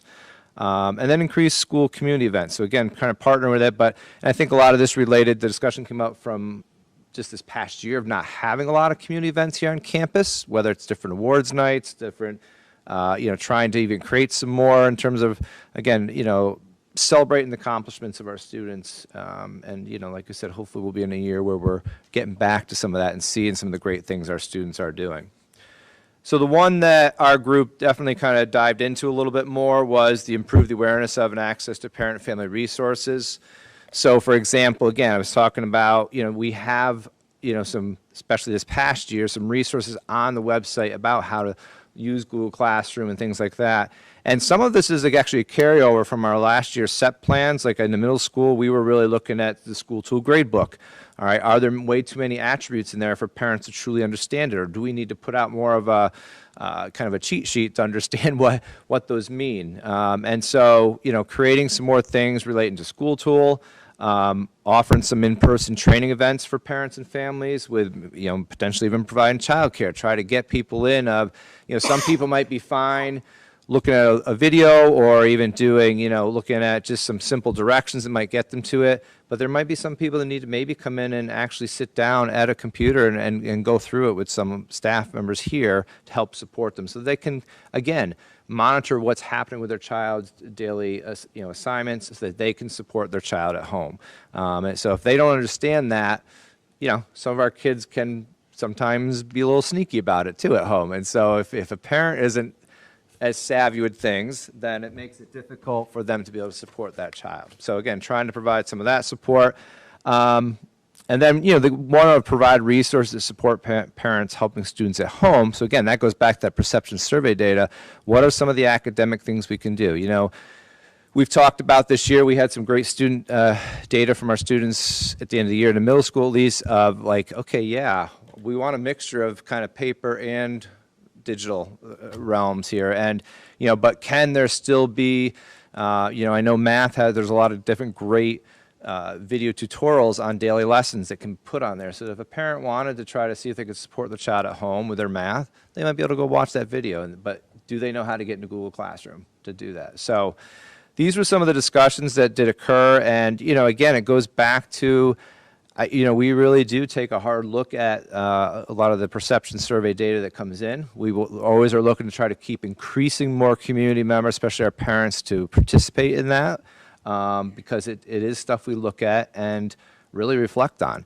And there was some good discussion with it amongst our groups. And it is always good to, that one statement of teachers help me to know how to support my child's learning at home, that's a statement that's on the survey for all parents across all 3 buildings.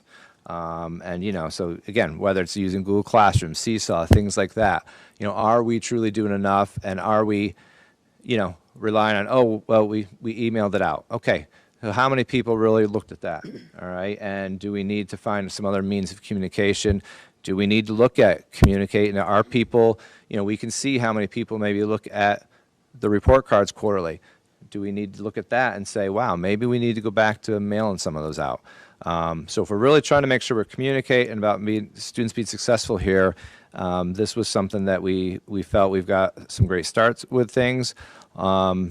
And again, I think you can kind of see how that blends across the 3 priorities here of how they do all blend together at times. Yes? Just to clarify, when parents say that they would like more support helping the students at home, are they looking for help to assist with homework? Are they looking for something beyond the homework for something additional because for whatever reason they think the student needs more? Or is it help navigating the tools that are available? Like how do you look at school tool to find out, if, So I think or is it all of the above? Yeah, I think we've got to dig a little bit deeper with that survey one, which we haven't always. But I think a lot of it really is more the academic support, like of, are there, again, different videos I could watch to help us. I think as parents get more into middle school and high school, math becomes challenging. Foreign language becomes challenging for parents to really start supporting their children with. There's different subject areas that are tough. So we think some of that, but I think I would like to try to see if we could dig a little bit deeper on some of that. I think it's a combination of all of them, frankly. I think there's some parents that really, don't know how to look at the grade book and realize that, certain things are weighted percentage-wise in the grade book. So how do we make that more clear? I think there are parents who do want some more of the academic support. So really, I think we've got to try to put communication and support out there for all those areas, really, because I think it's a little bit of everything. Okay.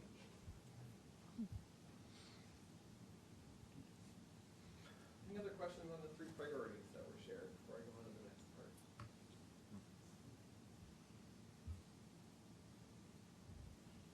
So, as we mentioned, a bulk of those 2 days, the time was spent in those district-wide groups to get the perspective from across the district. And we now have that foundation of information that came from those 2 days that we as an admin team will continue to work through. So for example, last week we started with priority 1 and really dug deeper into that and kind of organized, well, there might have been something that ended up in goal 3 that fits better in goal 1, so we're going to reorganize it, but did our best to really keep the spirit of the information that was in there came from that collaborative group. Another piece of that, though, we also put on our leadership perspective to see is there something from this area that we feel is missing. So for example, when we looked at priority 1, which again is the curriculum goal, it's really curriculum instruction and assessment. So when we looked at everything that we had for priority 1, there was rich, great conversation in that area. But when we looked at all the information, there really wasn't anything specific to assessment. So we wanted to make sure while we're taking all these pieces and putting them into priority 1, we include as an admin leadership team a piece on assessment because we think that's important when we think about curriculum instruction assessment. There should be something for each one of those 3 areas of our vision document. But I think it's important to point that out, that everything else in there came from that collaborative group working together, but we also, as the leadership team, are looking for where might be gaps that just didn't come up in the conversation or it just didn't happen on that day because there just wasn't enough time to get through everything, making sure that we balance that out as well. So from those 2 days, the district perspective was strong. As I mentioned earlier, we did spend the last part of day 2 getting into those building-specific teams, and that's just this slide that I wanted to review. The building principals started to work with their building-specific teams to look at 3 commitments that they could make. They brainstormed some initial strategies and methods that would connect the commitments at their building with the priorities that are at the district level. And then the most immediate next step in the development of those building level plans are for the individual building level teams to find some time later this summer. I know they're working on that to come back together to further develop that.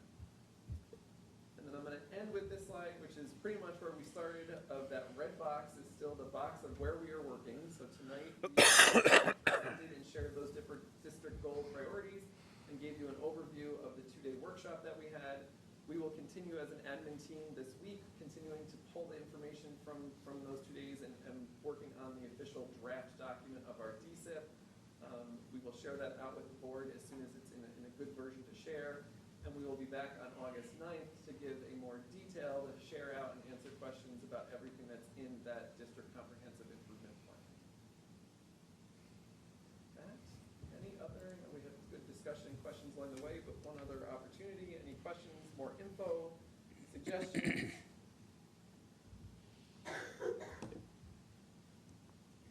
Does the DCIP have specific measurable elements that we need to provide? So, yes, in the template, the template that we fill out, there is this section that says gauging success, which is more just a statement of what we are looking for as a completed action.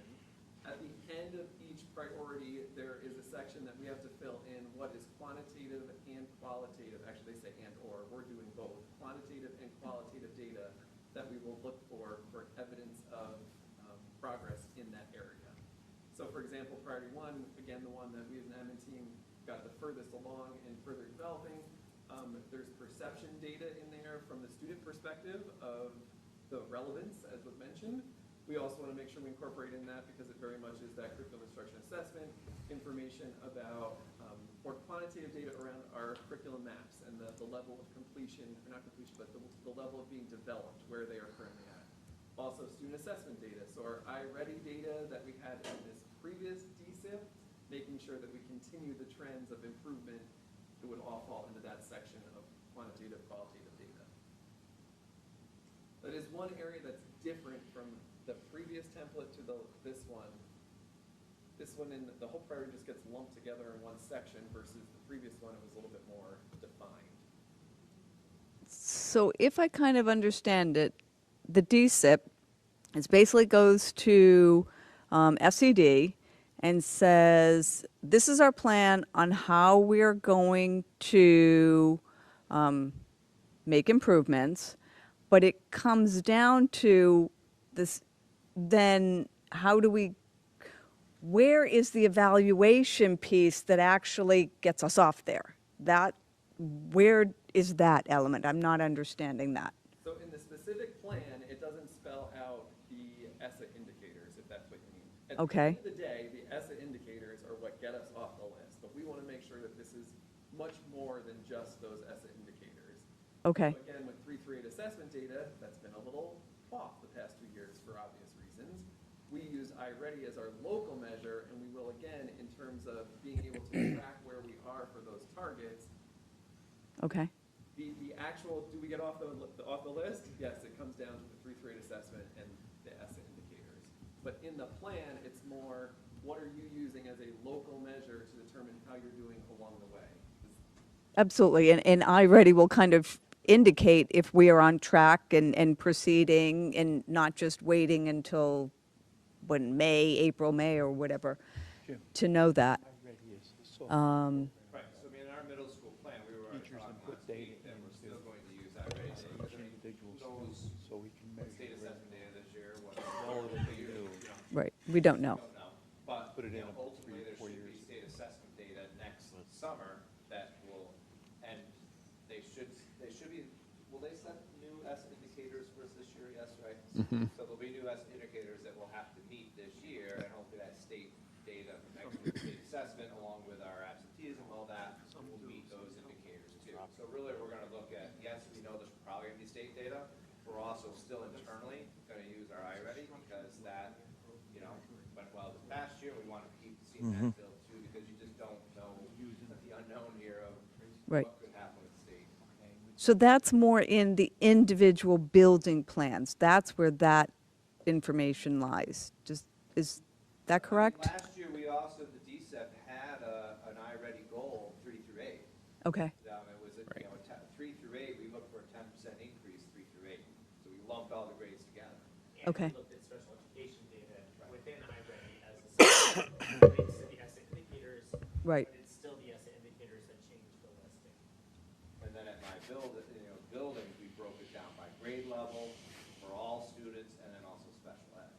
So, you know, we looked at a bigger picture from the district, but then we're also broke down at the data in the buildings itself. Okay. So I thought I heard, and somebody can correct me, but I thought I heard that the Essa indicators are changing. So Essa indicators versus Essa targets, I think, are getting mixed up a little bit. So Essa targets are what are set for us as a district. For anything, as I mentioned earlier, there's some that they set a goal for us. Those are Essa targets. And they're stable. They, Not moving the gauge on us. no, they move the gauge. They did move the gauge. They move the gauge every year. I'll look to Scott again. But that Essa target, for anything that they set a goal for us, so I'll use attendance because it's kind of the most clean cut. Chronic absenteeism, they set a target that number decreases each year. For COVID, no COVID, doesn't matter. They want to see that number is decreasing, chronic absenteeism, fewer students being chronically absent, decreases each year. Okay, so they want to see they want to see a rate of change, and that's Correct. And I accept that. Yep. That's a metric that's achievable. My concern is that they're changing the actual, I'll say, absolute value that they use as a threshold, and they're not doing that. Yeah, because I got lost for a second.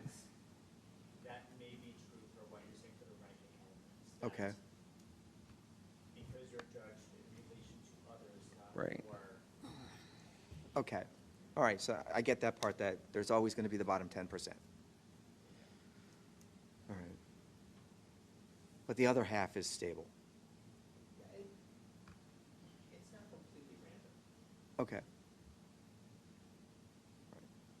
Stable in terms of they haven't drastically changed what they expect from us as a district. Is that what you mean? Correct. Right. Would you agree, Scott? Yeah. Just, okay. Yeah, the whole Essa, I mean, they look to balance ranking against other schools with making progress to a goal that the state has set for us for other indicators. So it's really a balance. So the state has this, the goal they want us to be at. They understand we can't get there in 1 year, so they set these checkpoints along the way. And as we make those interim goals, we get a higher number for those indicators. But it's a balance between ranking us against other schools and goal-oriented indicators. Okay. And I just want to add, this is not new for the Essa indicators. Previous accountability systems have done something very similar in New York State. What was different is that those systems were in place for several years and then abandoned before there could be any massive accountability. Right, right. No, I've kept seen the bar changing. change before. They just changed the system. Follow-up question, just to make sure I understand. In terms of like looking at the ESSA targets to get us off the designation, I think I'm hearing that those targets change each year. So I mean, it sounds like they're kind of moving the goalposts, but did I hear that they're not doing it in a way that just makes it objectively more difficult for a designated school to get off that designation? I'm not following your question 100%, so let me give you an So, example and see if Could I this just try to answers it. re-articulate? I mean, Yeah. it's two things, really. We're designated, and Yep. there's a target to get rid of that. And we're working towards that target. Now, if they keep changing that target, it could just make it each year more difficult for us to get off of the designation because we're already behind by a certain amount and whatever it is, and speaking of the abstract, and we're working towards something, but they keep making that something we're working towards more and more difficult. Is that what's happening, or are the targets, they're changing, but not in a way that's making it more difficult each year Gotcha. for us So to get off? two things, and I think this will help. One, anything that, well, some of our ESSA indicators that landed us as an identified school come from rankings. So it's ranked against those other schools. That is whatever the data comes out for the next year that we have that data, where we rank in amongst all the other schools, there's no way to know all those different pieces. It's based on that ranking. For the targets, when I say that they're increasing each year, the state sent out, I don't know how many years ago, again, I look to Scott because he is a data man, but several years ago sent out, here's the spreadsheet over the next 5 years. This is where we want to see you go. I'll use attendance because, again, it's kind of the most clear cut. This is where we want to see your numbers over the next 5 years. Each year it's getting better. That chart has basically stayed the same right? They haven't adjusted that chart where they said 3 years ago they expect us to be for the 21-22 school year is still where they expect us to be for the 21-22 school year. As long as we're making progress in that area, again, attendance is an example, middle school this year met the target for chronic absenteeism that the state had set for us a couple years back, just inching along in the right direction. So now we continue down that row in this large chart of, yep, we met it. So now we're going to expect to get to this number, to this one, to this one. When we don't meet those targets, you are correct. It gets harder and harder to reach that target because the target's inching further in the way of improvement. And if we're not improving or going down, then it's getting a further gap in between. I'm looking to Scott one last time. Yes? Okay, thank you, data man. You had a chart early on, indicators based on ranking and indicators based on SED goals. Yes. All right, right This one. up, you just went by it. Okay. The ranking is what it is. They take all the numbers statewide and we fall where we may. The goals, are you saying now the goals will change? The goals that SED sets will change? I didn't read the chart the way you just explained it. I read the chart as goals were set, and we either met them on the low end or the medium end or whatever, and there were multiples. So we got a 1 or 2 or 3 or 4 based on those charts. Are you saying that the SEC goals now may change from year to year too? The target that they set for us was established several years ago. Okay, So we have that chart to follow year to year to year. okay. That chart did not change, Okay. but when you follow that chart from 1920 to 2021, 21, 22, the goal or the target Oh, I they understand expect that part. changes Okay, each so year. you said the goals change though, because if we don't meet them, it gets harder to meet. And I wanted to make sure that he used the term goalpost change. The goalposts are there, Correct, okay? They're not going to change, correct, as far as we know, correct. okay? I understand what you say. If we don't meet them one year, it gets harder to meet the next year but the reality is, we know what we're being measured against. We also know that we had some issues because of the Essa, the number of opt-outs we had and everything else really hurt us. Correct. That's something we have to do once those tests start making some difference. We were a little better this past year in terms of the numbers, but we have to really identify, and I guess I don't know, because we got new parents in 3rd grade this year, we could have none that would agree, it would seem. But the reality is, we have to work really hard to let people know that these things really should be taken. Those tests we should be 100% on those tests. There shouldn't be opt-outs. That whole mess of a couple of years ago really is haunting us. So I'm comfortable I read these charts correctly. Thank you. You're welcome. Duncan, but I think that there are 2 points, because I think that the participation level definitely has hurt us. However, it's the overall performance among those participating that has also hurt us. Well, I don't have any argument with that, but that's Okay. what we're trying to improve. We're trying to improve all over. And this thing is geared toward the latter, not the former. There's nothing we saw today that says we're going out and getting every parent in here to have a kid take a test. Everything we've listened to is relative to the second part, improving the scores of everybody, especially those who take the test. Right, but we're roughly at 40%, if not higher, taking the test. I mean, not this year because there wasn't anything 40% taking, we're 70? definitely higher than 40% taking. We were higher this year taking than it. we were in the Right, past. the last time we had it. Yeah. Right, for that. So I have a question in, kind of based on this.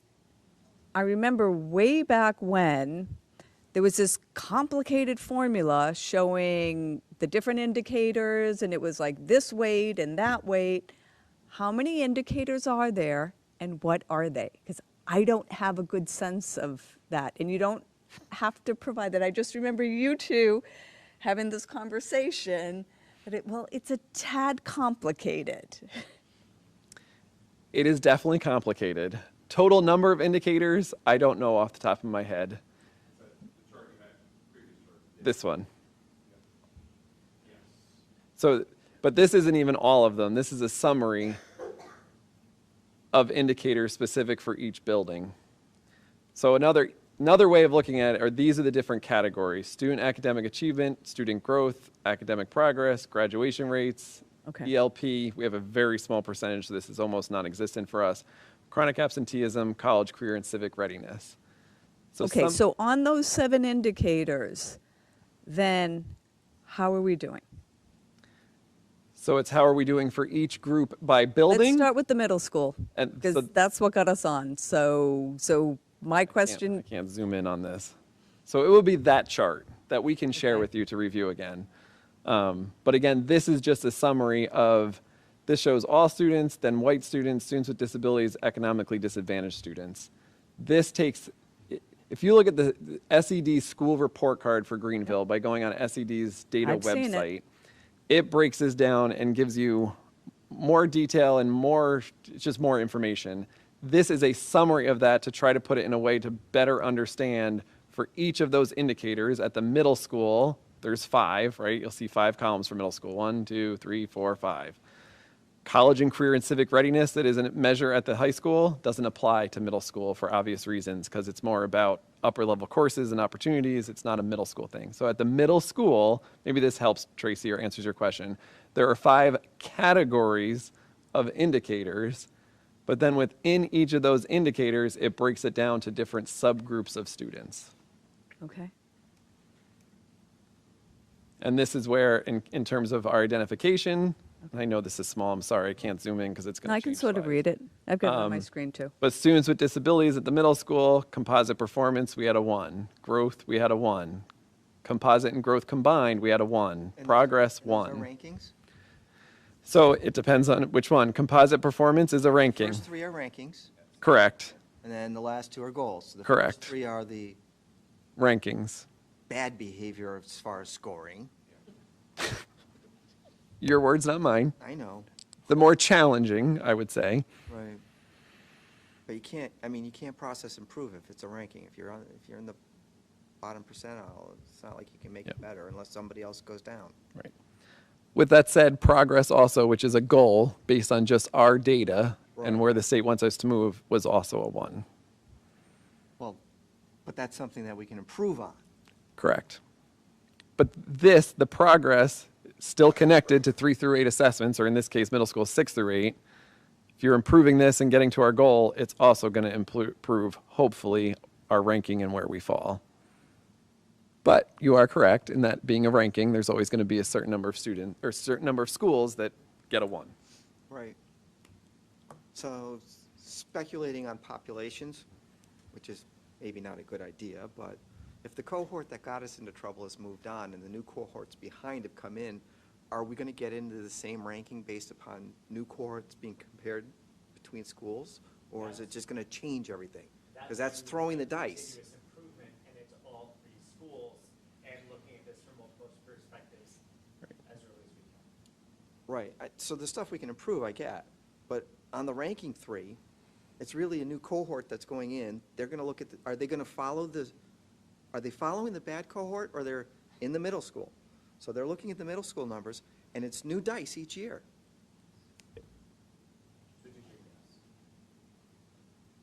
Theoretically. I'm going to keep the rest of my thoughts in my head.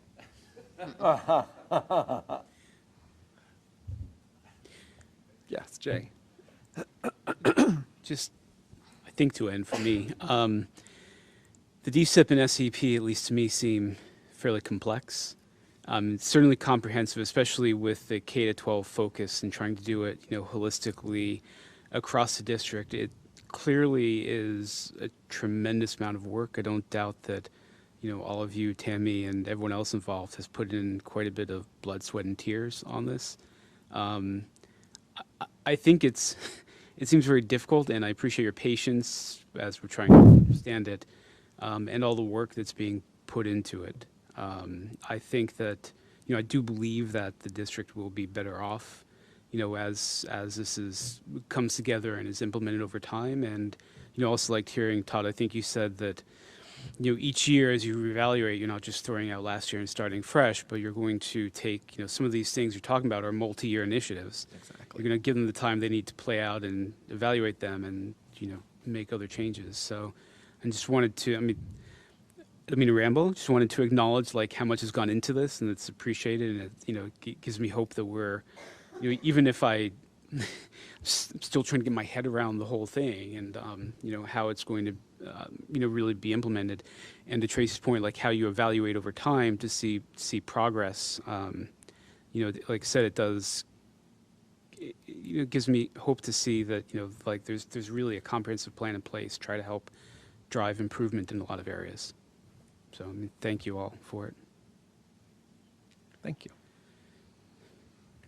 If I'm allowed to just add in some commentary, as far as my appreciation of what you guys are doing in terms of the plan, I understand.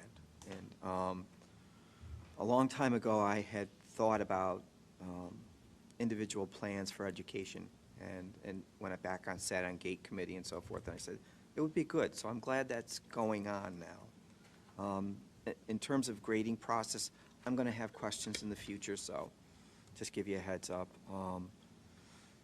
And I'm glad to hear that you're looking at the data and some of the data you can manipulate or can change by changing some of the inputs, because the results will come, and you'll be pleased with them too. And as far as, I still go back to the change of the wording that I said before, as far as the commitments versus and so forth. That still concerns me a little, that why is state ed changing their verbiage and making people think or feel things are changing instead of just running with the gauge they set? So, and I know you're not responsible for that, but it's troubling to me that they change things on you. And you're running it for something, and no, go over here now. So, I appreciate it. Thank you for your work. Thank you.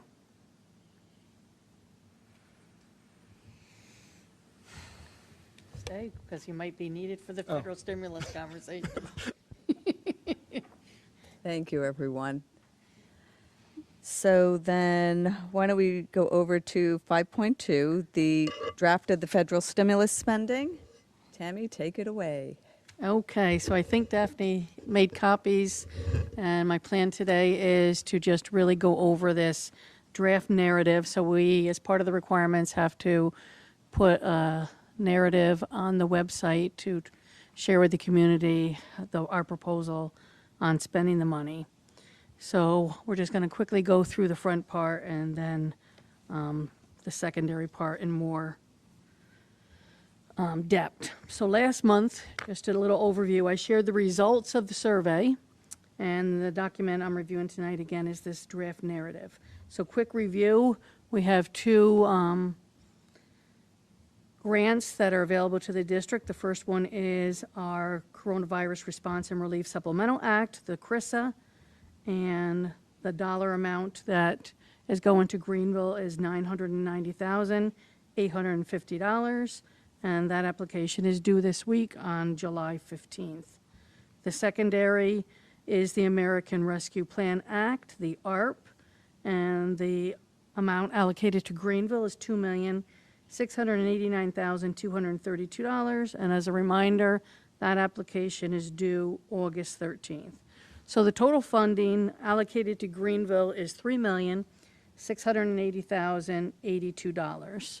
And last month, I had the PowerPoint that really briefly showed the criteria for developing the plans. And again, we've talked about the vision tonight and how important it is to always keep our eyes on our vision. So we wanted to make sure it's aligned to the vision. We need to make sure it's aligned to our allowable uses for the federal stimulus fund.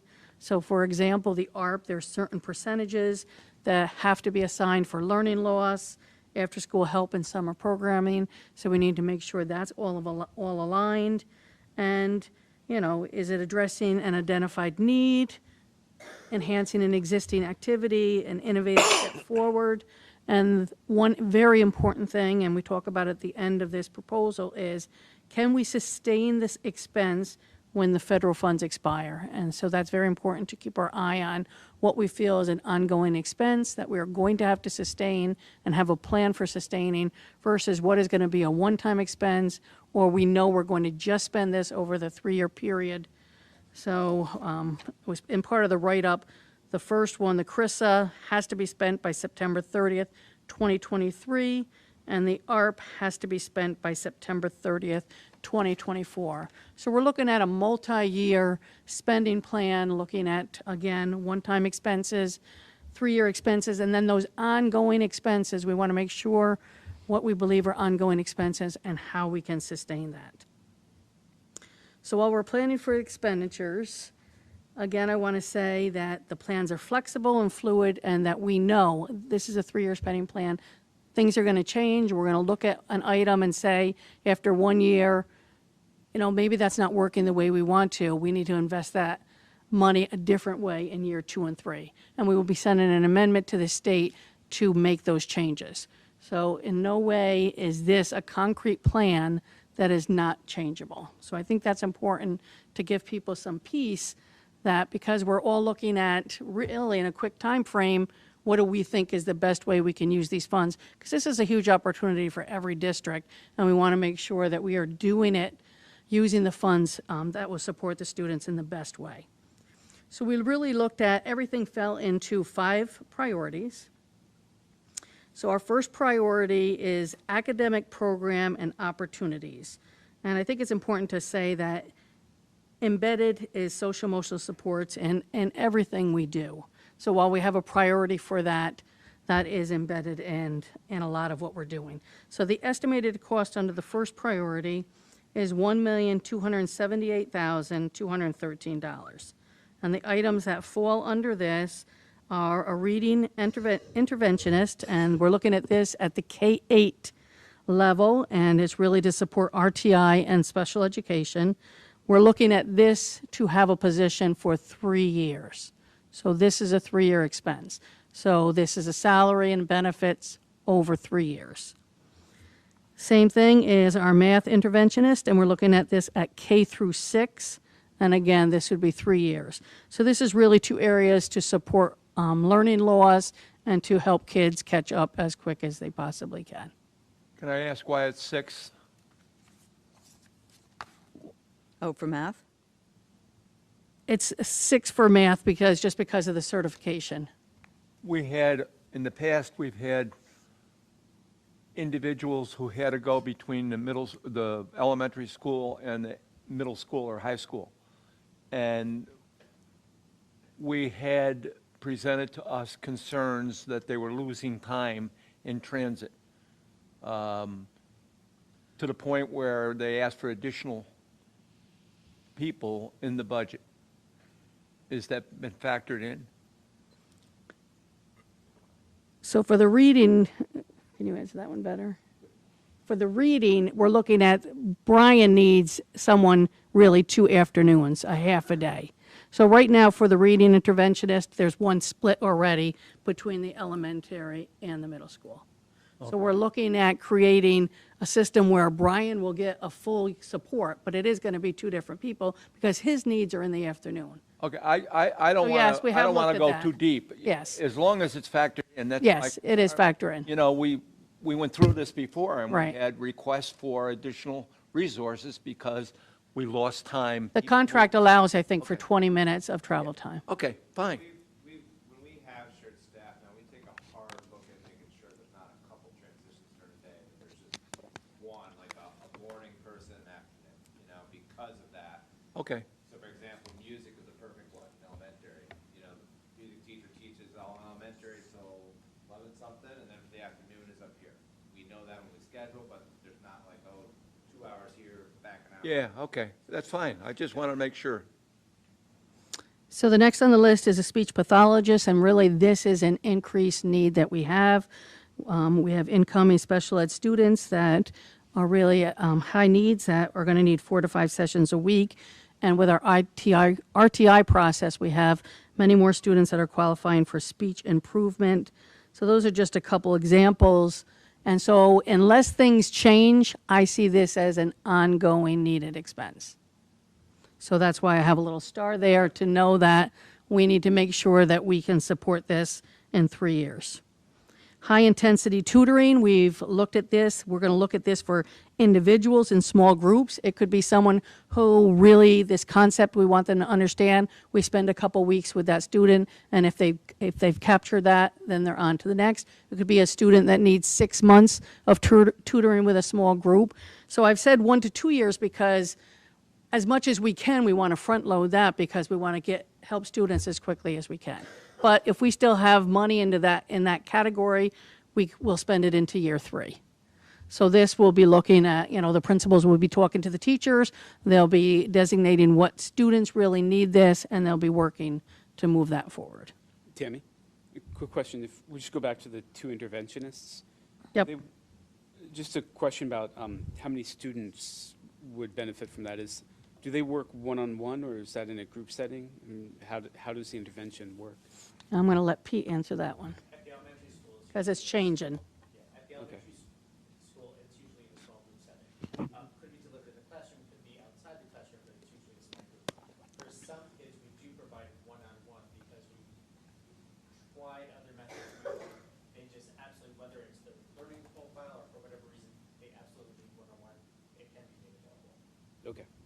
Same as the middle school, it's looked at in small groups, that's kind of that tier 2. And then like Pete was saying, when you get to that point where you might have to go to that tier 3 where it's more one-to-one, hopefully for a shorter period of time. But again, usually if you're going through that process, the RTI process is to try to make sure interventions are tried before you go to that next level and referring to CSE.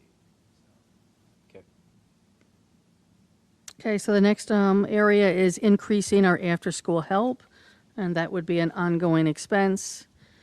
Summer school, this would be an ongoing expense if you know that we've already put money into our budget, so this would not be something we need to add to it as we see what the next 3 years are like.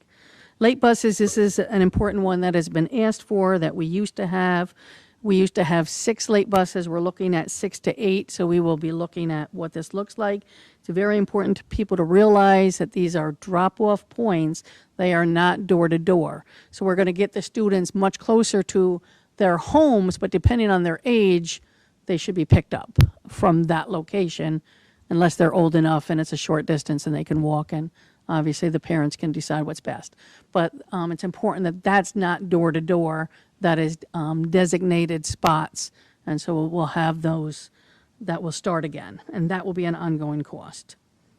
We're looking at handwriting after-school support. This is a Tier 3 support, and this is with our occupational therapist, and this would be over 3 years. And then teacher support, we right now currently have 4 part-time employees, so you've appointed 2 0.8 PE teachers. We have a 0.7 fax teacher, and we have a 0.9 reading teacher right now. So my proposal is that they would all become full-time, and we would use that extra time that they now have to support students. It could be reading, it could be some electives, it could be health opportunities, social emotional help. So we're looking at, and those are the discussions we'll continue to have, but with adding other positions, I felt that we have 4 part-time, look to how we could use them in this effort to help our students. And then we have enrichment opportunities, and, I didn't pass that. So enrichment opportunities, and this is to include but not limited to field trips, assemblies, summer opportunities, workshops, and clubs. This would be 3 years, but also ongoing, so we obviously have some of this in our budget, and can we enhance our budget? Shouldn't you have a star after that then? I should, so let me star that. Thank you, Duncan. You're welcome. Then we have our second priority is Stars. Our second priority is technology, and the estimated cost here is $417,408. And I broke it up into first instructional. We're looking at a one-time expense of 100 Chromebooks, 8 smart boards, and these are our oldest first smart boards that were put into the district. We would replace those. We're looking at 2 outdoor smartboard/TVs that could be used for our outside learning in the pavilion and courtyard areas. We only have 1 existing live streaming setup right now. We're looking at adding 2.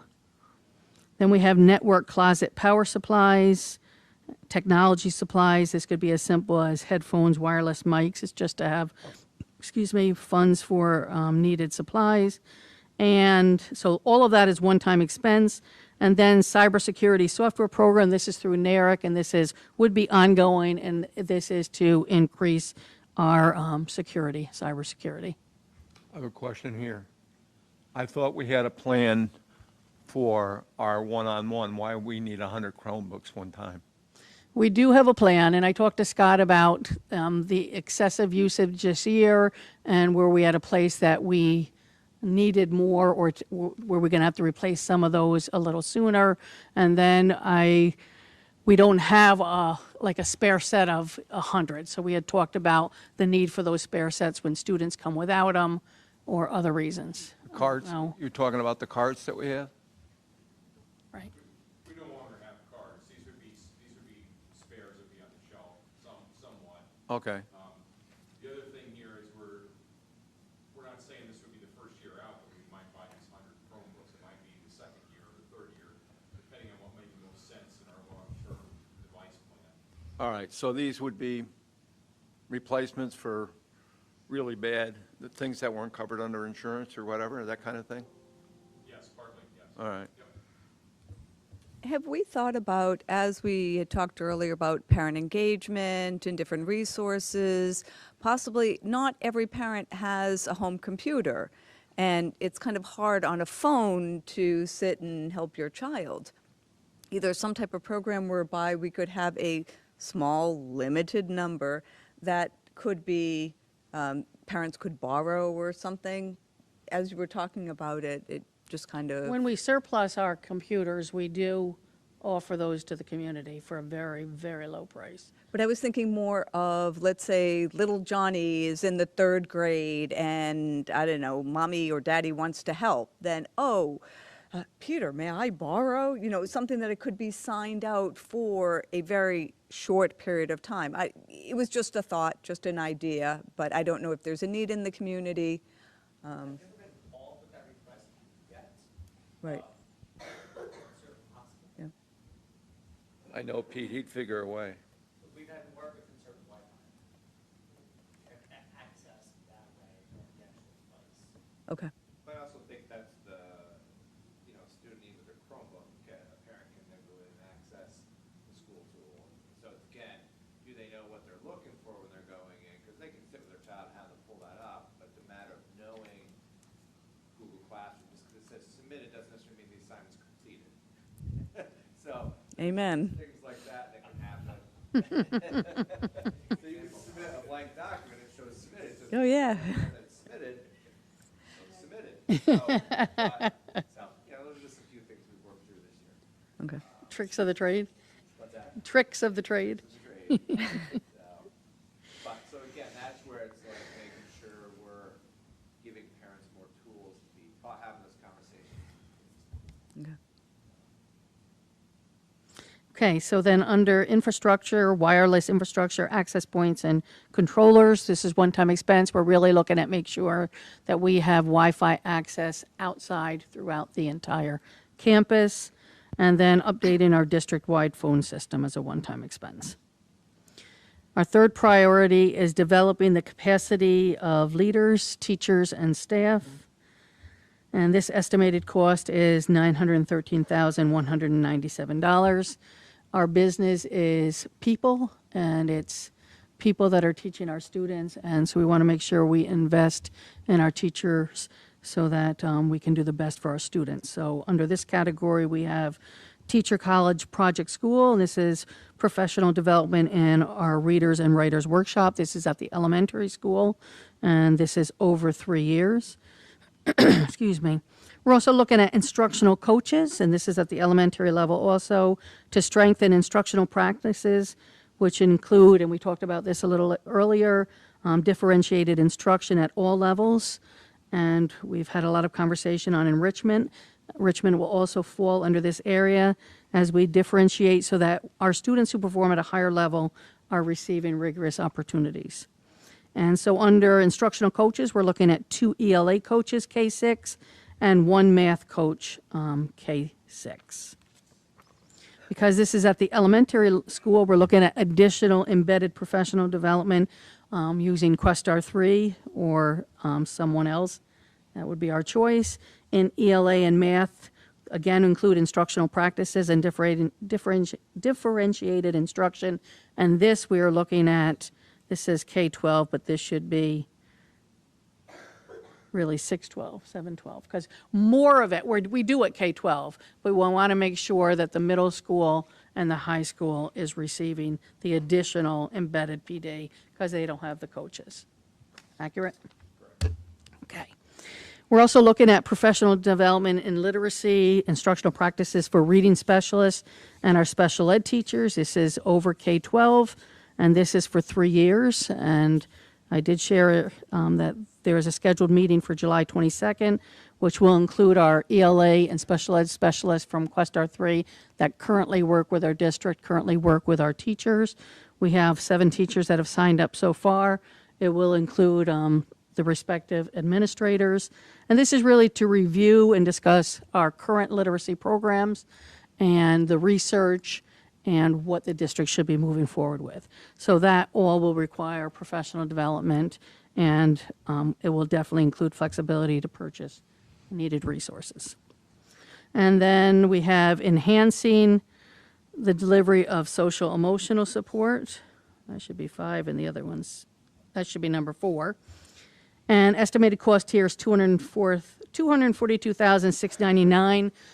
We continually hear a social worker. This should be 3 years ongoing, but we definitely need to meet and talk about what it is that we are really looking for, that we feel that we need a social worker to do for the district. So we really need to see what is it that we need, what are we missing, and to make sure that as we develop that position, that it is giving what we need as a district. And that was a lot of the response on the survey.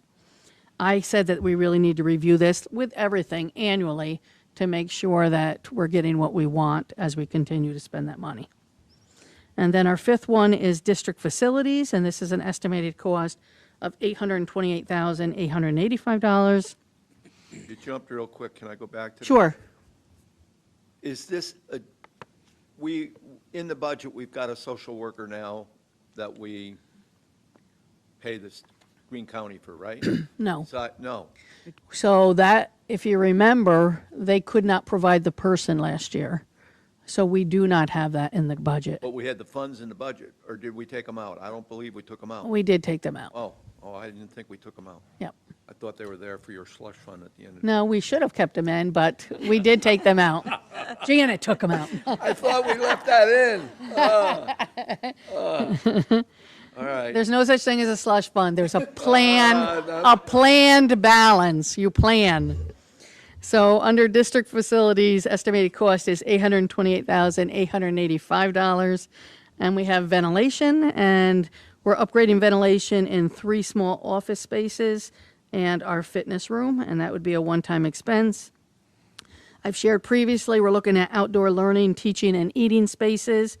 And we've talked about this area that we're putting a patio outside, and this will include some shade covering. That'll be a one-time expense. Same as the pavilion at Ellis, we're looking at one for the middle high school and renovating the elementary school courtyard to replace the old blacktop with concrete and add some shade covering. So all of that is one-time expenses. And then we're looking at building floor scrubbers, one for each of the building, and this is to help cleaning and disinfecting. So that captures our umbrella plan that we have a lot of work to implement. So like I said, the first one, the CRISA is due this week. That one is really a lot of the district facilities will fall under that plan and some of the technology. All of the learning loss, all of the professional development, all of the instructional academic positions will fall under the second grant, which is due in August.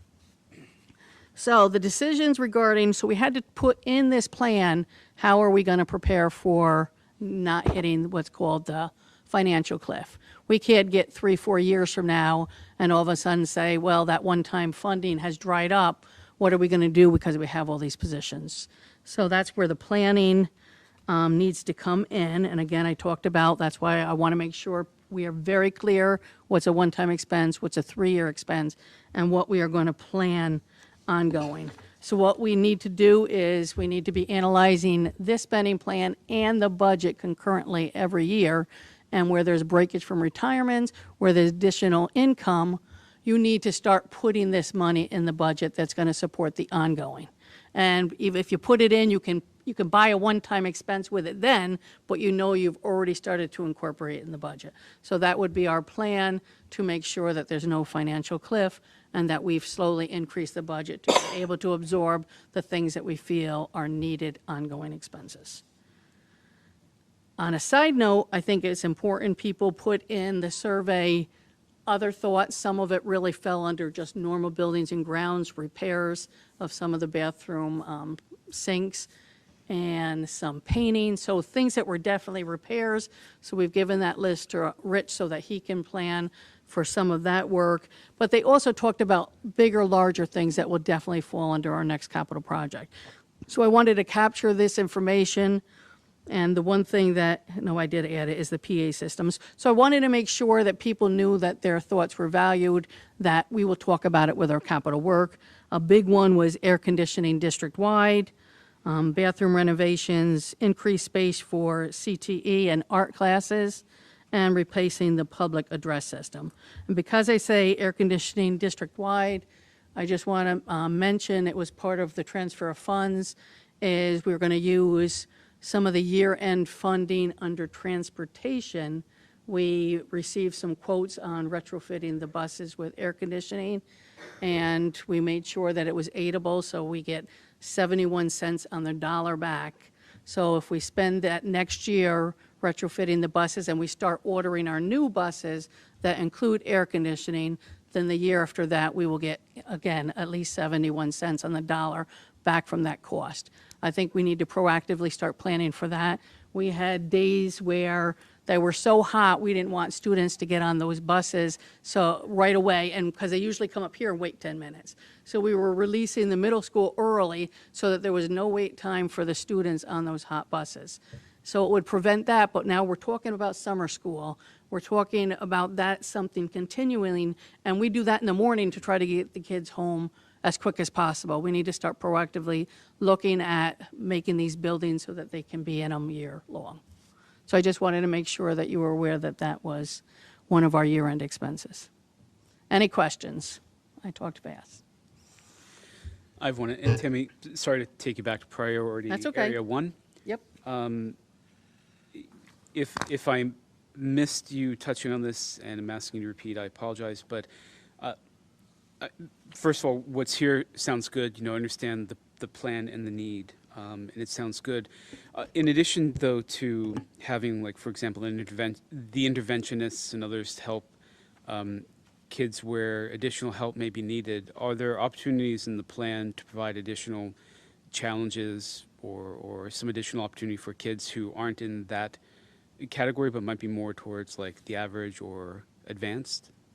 Right, that's where I tried to talk specifically about some of the enrichment opportunities, and really, we've talked a lot about it with the differentiated instruction, to really, the coaches to be responsible, to really teach the teachers how they can take the students that are exceeding and bring them up even more and give them those opportunities. So it's really not an additional position, it's more with using what we have right now to make sure that we are meeting the needs of all of our students at both ends. Okay. Because we agree we can do better on that top end. Okay, thank you. You're welcome.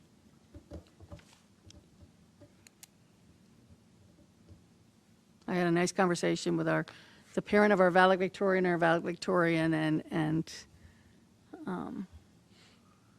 of just challenging students and making sure they're challenged all through school. So we can do better. We've had a number of kids with an IB diploma over the Yes. last few years. Emily's score Yes. compared to them, is it 2 or 3 points higher, or?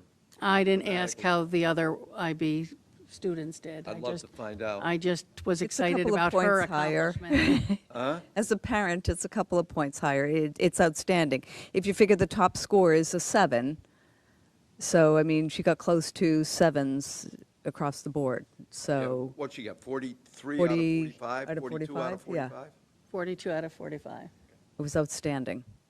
Yeah, I'm just relative, I mean relative, so you might know, you would know, you had 2 Right. IB diplomas. In my letter. I mean, my girls were 35 be were good? 5s and 6s. Huh? My girls were 5s and 6s. Maybe, I'm not sure if they got 1-7, I'm not sure. That's But pretty good. it's the exception. International average is 33? Good, okay. It's just, I had no frame of reference, that's all. Okay, Pretty good. all right. So we're going to continue to talk this week. I know it's probably will be tweaked a little bit more, but this will, I would say, be the essence of our first plan. Like I said, looked at constantly and updated where needed. Thank you. It was a lot of work. It's apparent that the whole team has done a lot of work in a very short period of time. We appreciate it. Sleep, it's all relative. But please know that I think I speak for everyone when I say that it's very noticeable, it's apparent how much work has gone into this, and the fact that, you know, some of the feedback that we provided, you quickly incorporated and everything else, so thank you very much.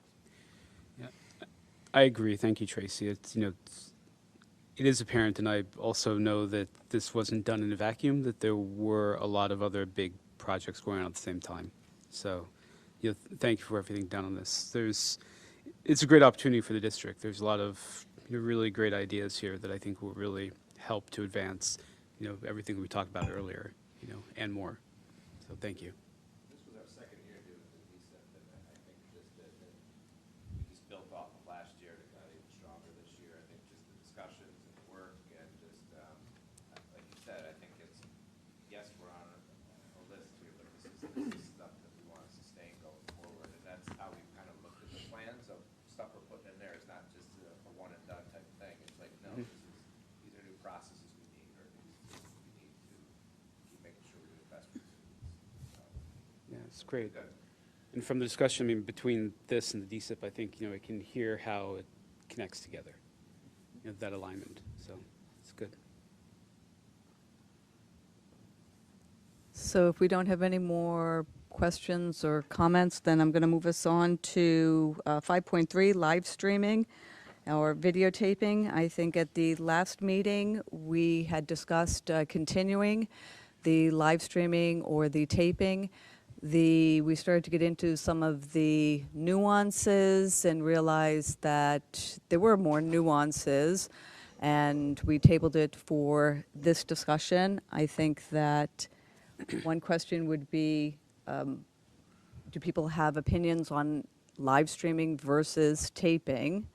There are some differences, and I think the other consideration is to have backup, so poor Scott is not the only individual that can do this, in all fairness. So I throw it out to everyone.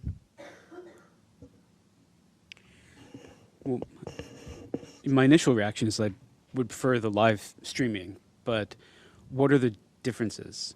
I know one is, I assume if it's not live streamed, then you can't watch it, say, the night of as it happens. So there's going to be some lag. Beyond that, is there a difference?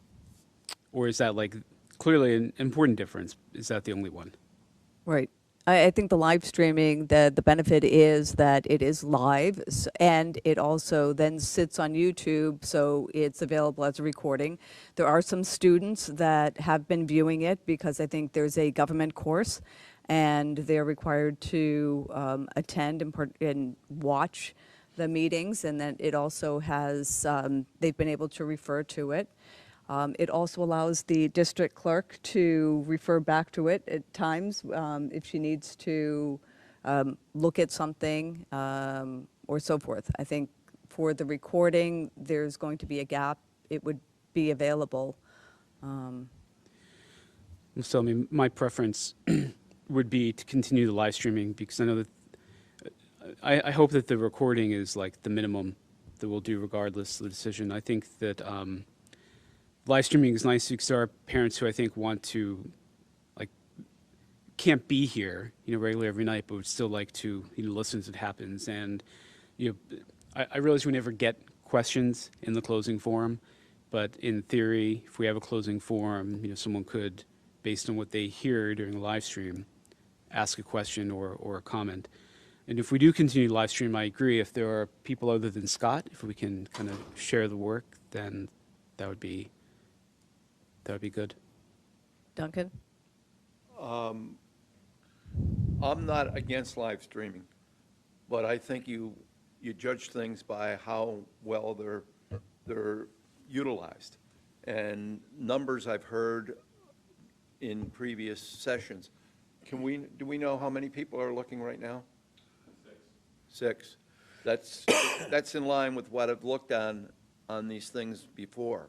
But I think- The most I ever heard was 11 at one point.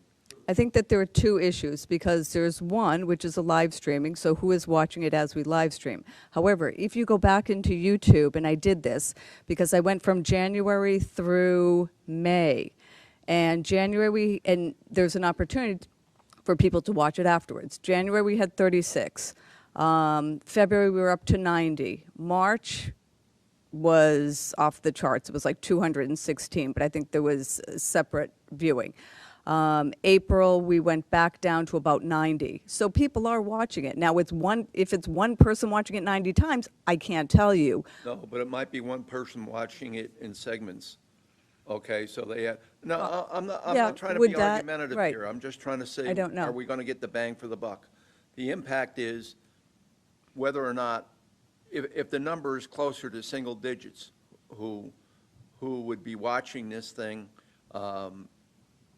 these meetings, we used to have that many people in attendance that would be here. We don't know how many of these are staff people that would have been here otherwise. Like I say, I'm not against it, but when I asked the question before, the impact was we need to bring another staff person in to do this.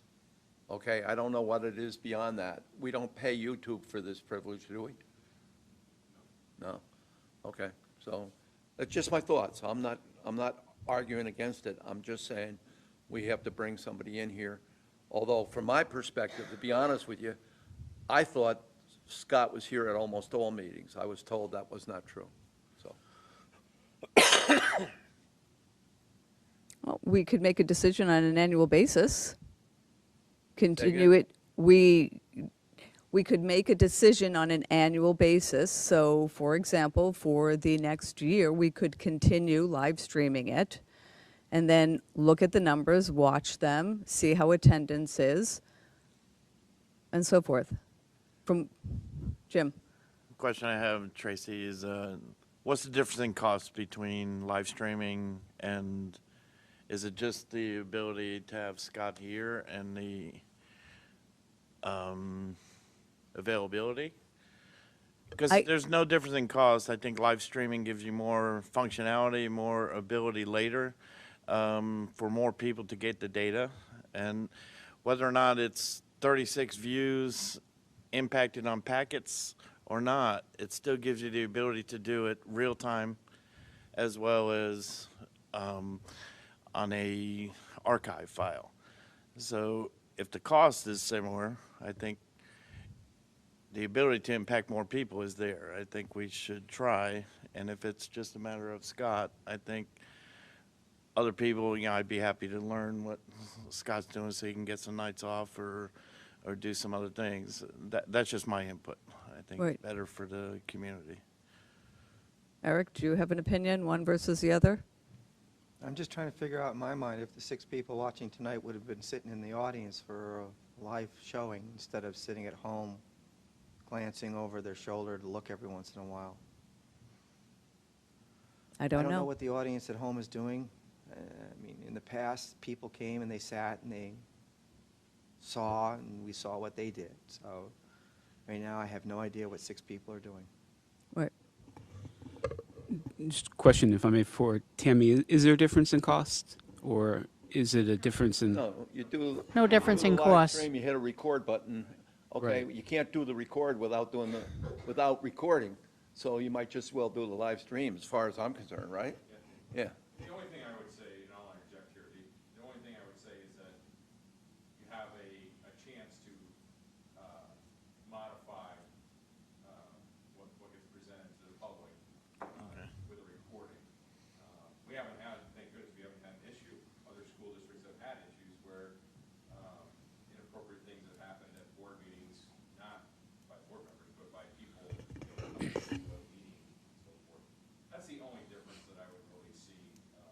And you're a little more dependent on the technology, right? If the live stream doesn't happen because the internet's down that night, that's a concern. But those are really the only differences that I think you need to consider. It's the same labor, whether we record it or we live stream it. And if the live stream were to go down for an internet reason, you're still recording, right? Okay. Well, if we're gonna do it, I'd just as soon do the live stream, Okay. okay? I mean, there's a byproduct, and that's the recording. I would not, if we're going to go through the process of recording it, then I think we ought to be live stream. Okay? If we don't feel there's a value in having a recording, when we have open meeting capability, then obviously, if you don't feel there's a value with the recording, we don't need to do the live stream. So I think there's definitely value in the recording. I know that there are people who, want us to continue doing it and want us to. I know there are people who want us to continue making these videos available, live stream or recording, because they do want to be able to either be at home because they can't make it here, watch it in real time, or later when they can. But to the extent that we're just kind of guessing, speculating about how many people are watching, is it 90 people watching it, or is it 45 people watching it in 2 separate sittings or whatever, and we're not really sure. I mean, is this something that we can continue the live stream and recording for now, just status quo, but can we add some of this to a survey? I mean, we send surveys out. Is it something that could a couple of questions be added to a survey to try to gauge what the actual community interest is, to the extent that people answer those questions? Or do we not really have a survey where it would make sense to drop a couple questions about live streaming the meeting in? I mean, I'm sure in a future survey, we could put that on. I mean, I don't know if I'm asking or recommending, honestly, because again, I think we're talking about continuing this because we think it adds value to the community, and I do think it adds value to the community. But if it's actually something the community isn't going to use or doesn't want, that's not something I can really get a good handle on. So, I mean, my opinion is we continue live streaming, but if there's a way to actually gauge that community interest, then I think that could be helpful too. I think my question is more what is appropriate if someone wants to address the board. I would like to see that person in person versus, especially, I mean, just like social media, that's when you can see misbehavior, where if someone's addressing the board in public, or anytime they can always email the board clerk and she would forward it to the board. Because it's not a back and forth, it's them just being able to share something with the board. So that's the only thing that I would put out there for your consideration. If we do a live stream, we don't have to accept, if we have an open meeting, Right. and we choose to live stream it, we can make that recommendation that you have to be here to be part of the open forum. That's been my biggest hang-up with this whole thing, is to have Daphne sitting there trying to monitor emails, okay, and then bring them up, and we talked about this last month, my only concern was that we sat here for 3 or 4 or 5 minutes in the beginning, waiting to see if we had any emails. I think that's not the way we should continue. If we're going to have it, I'm not against open meetings, or I mean, no, recording or Live live streaming. meeting. But I don't think we should entertain, if you're going to participate in the open or closing forum, you should be on site, my opinion. Or email Or at a in different time, advance. email the board. Right, exactly. Fine. That would be fine. So I'm a little then concerned what with I'm, that, but I'd accept that as or kind of I have a concern that the email gets written and recorded in a way that was, I didn't mean to say it that way, type thing. We get into that kind of a thing, but I can live with that.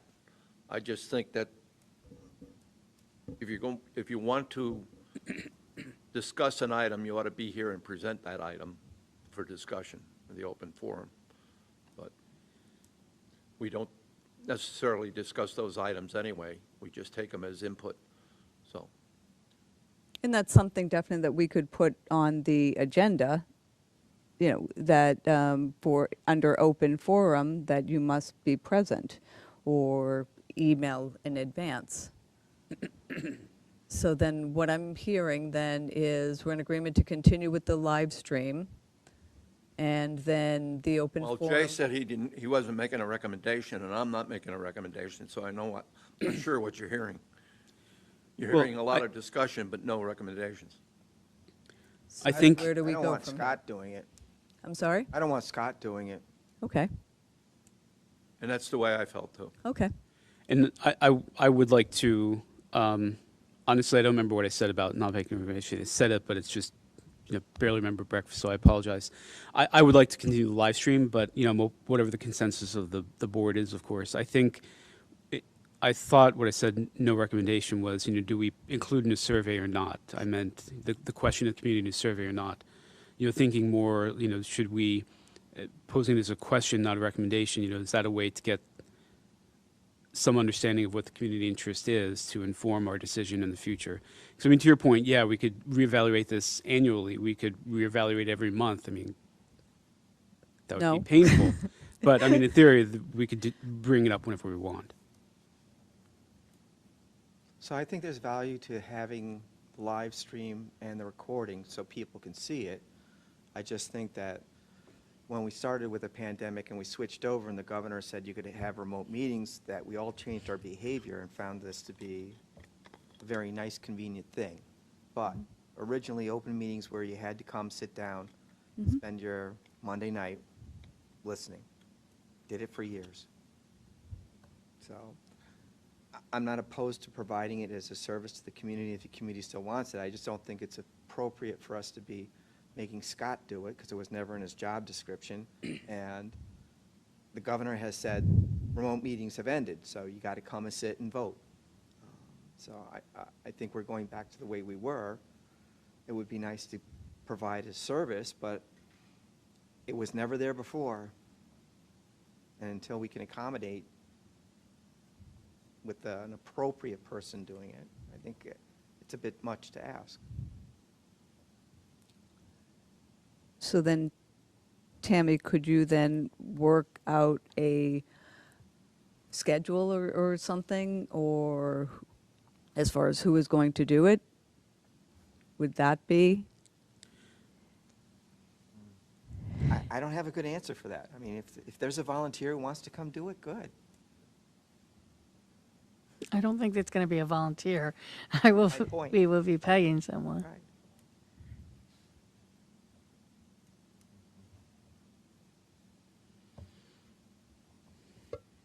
Scott is a volunteer, by the way. No,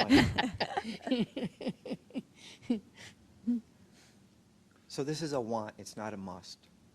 They can come.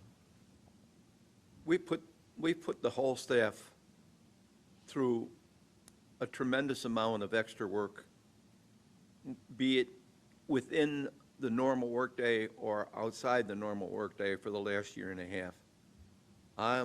You know, absent a compelling reason, I say we finish the live streaming tonight, okay? And if somebody wants to bring it up later, fine. But in the absence of any other recommendation, other than just discussing it, I move we discontinue live streaming. I second that. Any more discussion? I disagree. I think that there are parents out there that would like live streaming. They have asked for live streaming. And I think that it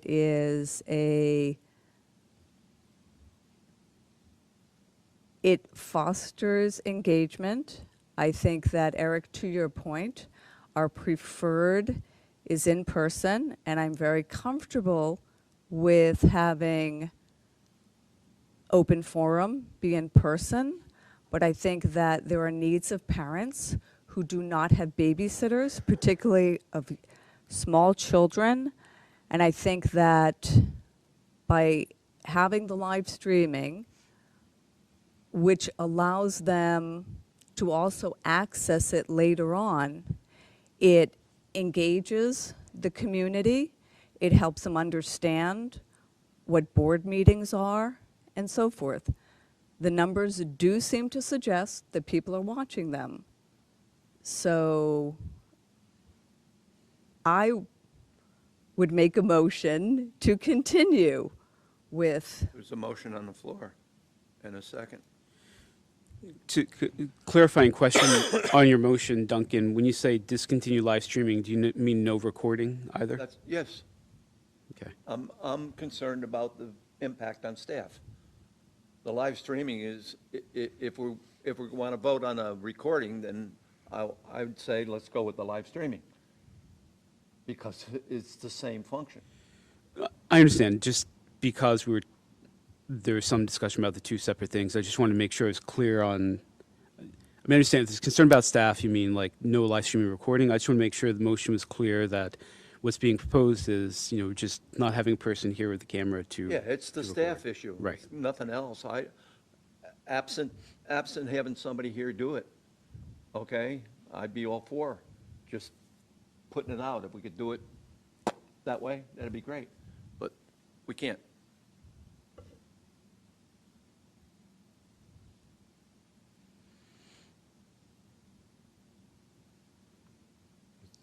My opinion is, if it's coming down to opinions, there's a motion on the floor and it's in discussion, but hasn't asked to go to a vote. I think if the cost is the same,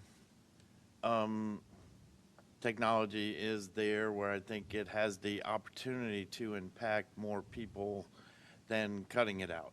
I understand there's an impact to have personal interaction here. I don't know if we can resolve that tonight. I think that's also I might recommend to table. It might be something that can be done as an extracurricular thing through the school, through some clubs or different things. We might be able to get some volunteers to do certain things like that. I just think, recordings and everything else, I think the impression was, I think, Duncan, you had mentioned that sometimes we don't interpret emails the same way. Same thing as we don't interpret notes in meetings the same way because there's no emotion. So I think with live feeds and sometimes recordings, the perception is different. And I think sometimes the way it's perceived is more on point than just in text. So, I think we should at least try to give it the best exposure we can. If we can't reach that, but at least try to get there where maybe we can have some extracurricular things or impact where we can get some volunteers to make it happen.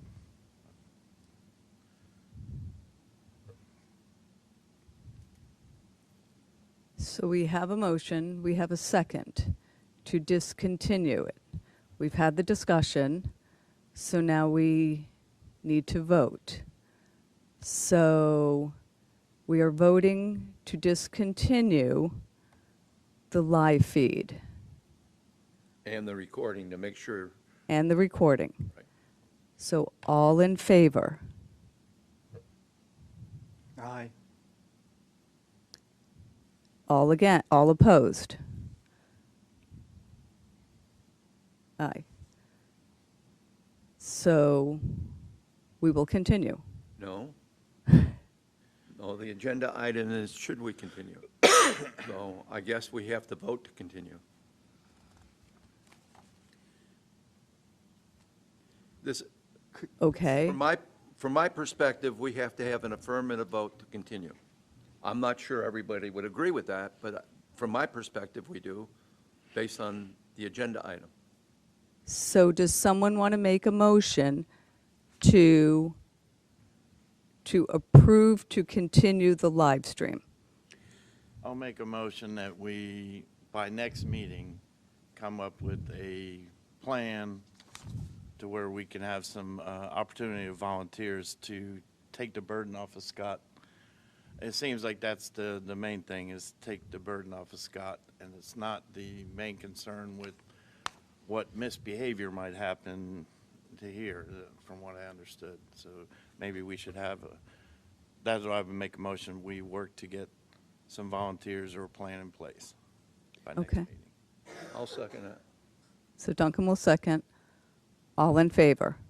Could you, I'm sorry, I think I'm going to vote in favor, but I just want to make sure that it's just, the motion is to continue the live stream recording, and also it's a request or commitment to, at the next month's meeting, kind of talk about who other than Scott can do this, so that it's not all on Scott, right?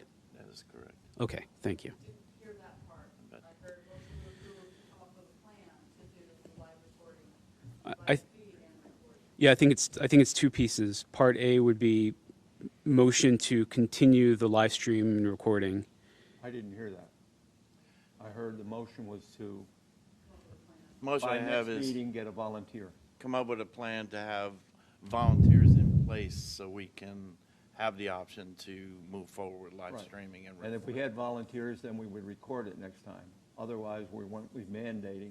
The way I understood the motion, we wouldn't be and the way I seconded it, we would not be mandating that Scott be here next meeting. Okay, So if we had volunteers who could do the job, then we would obviously have live streaming and recording.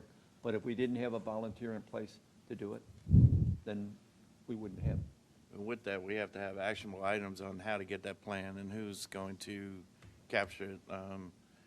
I'll vote to work with Scott. Maybe we can find some people either that want to do something extracurricular or for school input.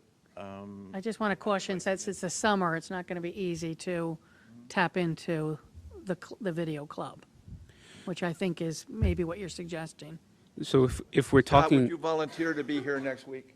Or next Month. month? The 9th, I The think. 9th. Okay, so we, Yeah, I think I can work with the people that are, that have the capability to do this. okay, Maybe give us a chance to work out a schedule. good, Hopefully we can figure something out. yeah. So I would, well, actually, if I could ask another question first. So this could be done by students if they either, like, there may be students who already know how to do it, or if a student were interested in doing it, they could be trained. I mean, is that an option that I'm hearing? There are, the media club certainly Okay. could do this, yeah, they're already trained. So, Daphne, please help me if I butcher the procedural aspects of this. I think, so I don't know if I get the terminology right, but I would like to propose an amendment to modify the motion. I mean, what I would propose, or the modification would be that we continue the recording, but we also commit to finding, like, developing a pool of people who can do it, so it doesn't fall on Scott every month. You know, whether it's the media club, whoever it is. But, if what Jim had proposed was next month, we talk about what that plan will be, then hopefully we can have that conversation next month. But the two pieces would be, now we will continue with the recording, And next month, we're going to try to take whatever information we've gotten since then to say, here's our plan for how we have people other than just Scott who can handle it. So I think the real substantive change would be, instead of saying we're just going, like, say, I think to next month to like talk about it, we'll commit to doing it, but also commit to finding other people to help. I know that there's a more concise way to say that. I'm not going to, So we have a second motion, we then have, and Jim and Duncan are the first and second, and now we have an amendment to the motion on the table. right. I believe I would need a first and second to the amendment. You need a that was the first. That was the He first, so you need a made the amendment. You need a second for it. Jay came up with the Amendment Right. to my motion. Yeah, and I'm just saying, you need a second to the amendment. I'll second the Yeah, okay. amendment. And that's cool, To so will I. the motion. But I'd like to, I'm not going to be, I don't want to make this stupid, but I don't know what the amendment is, okay? I mean, it just went on forever. I think we all agree, Scott said he could be here next week, okay? I think we all agree that the issue was whether or not we could have somebody do this and not put the onus on Scott to be here every month. That was the issue that came up last month when this thing was discussed.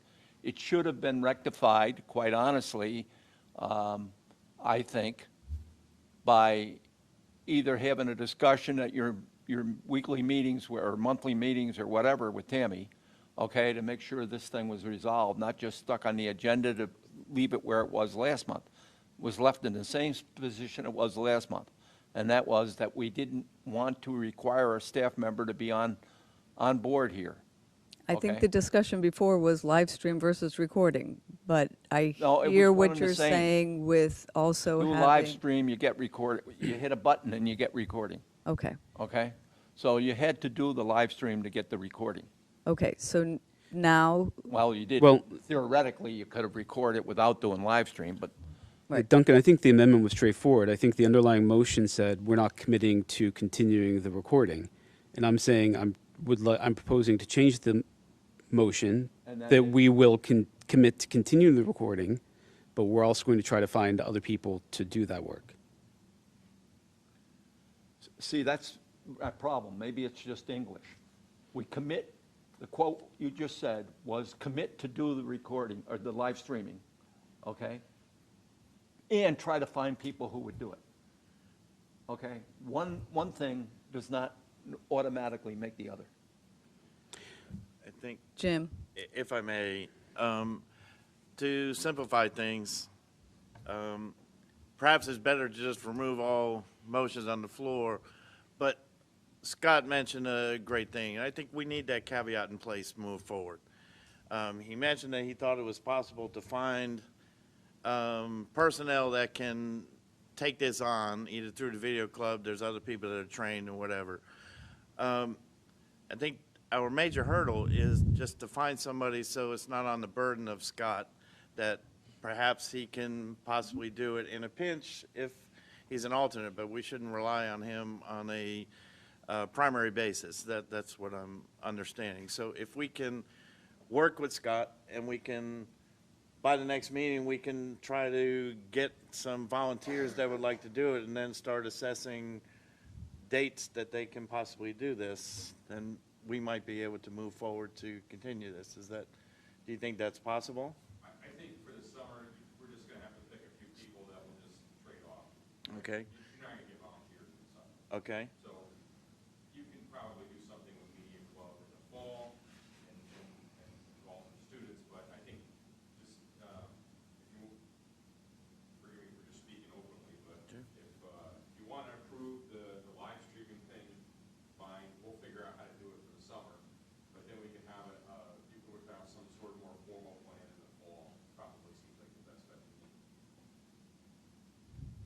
Yeah, so in other words, I will say we'll make it happen for the summer, right? And then as long as something's gonna happen in the fall, that we can work in students, or we can work in some other staff, or whatever. Does that make sense? Definitely. that works for me. So we should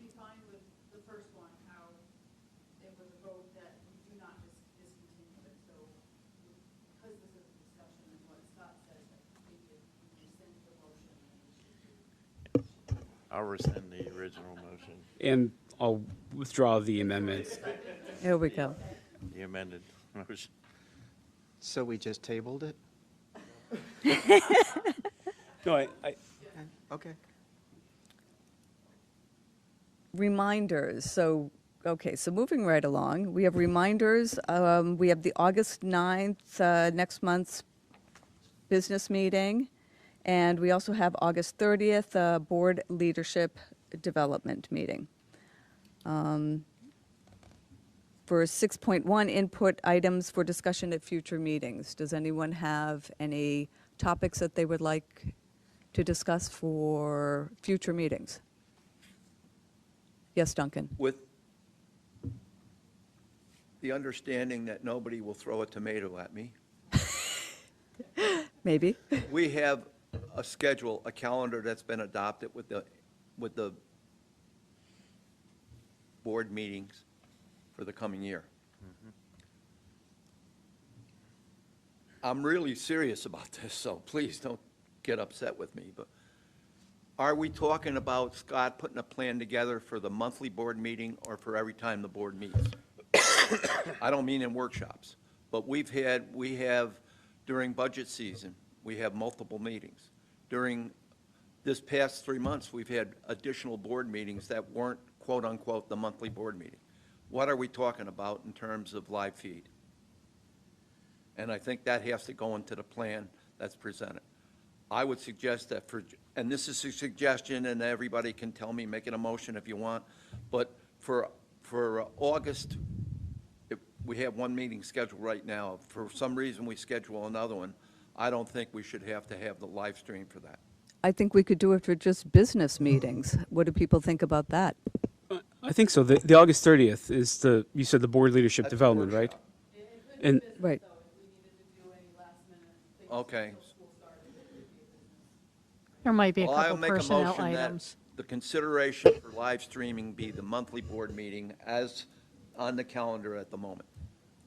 So just for the business meetings, you're saying? Yes. The business meeting. And not have to rely on getting somebody in if we decide to have a meeting next week. Do I have a second? I don't mean Right. that, but I mean as we get into the school year.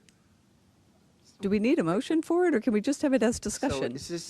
are you, I apologize for just interrupting here, but are you saying that you want to put on for future discussion in the 9th what you just talked about? Or No, did I you guess just I'm really going want to back.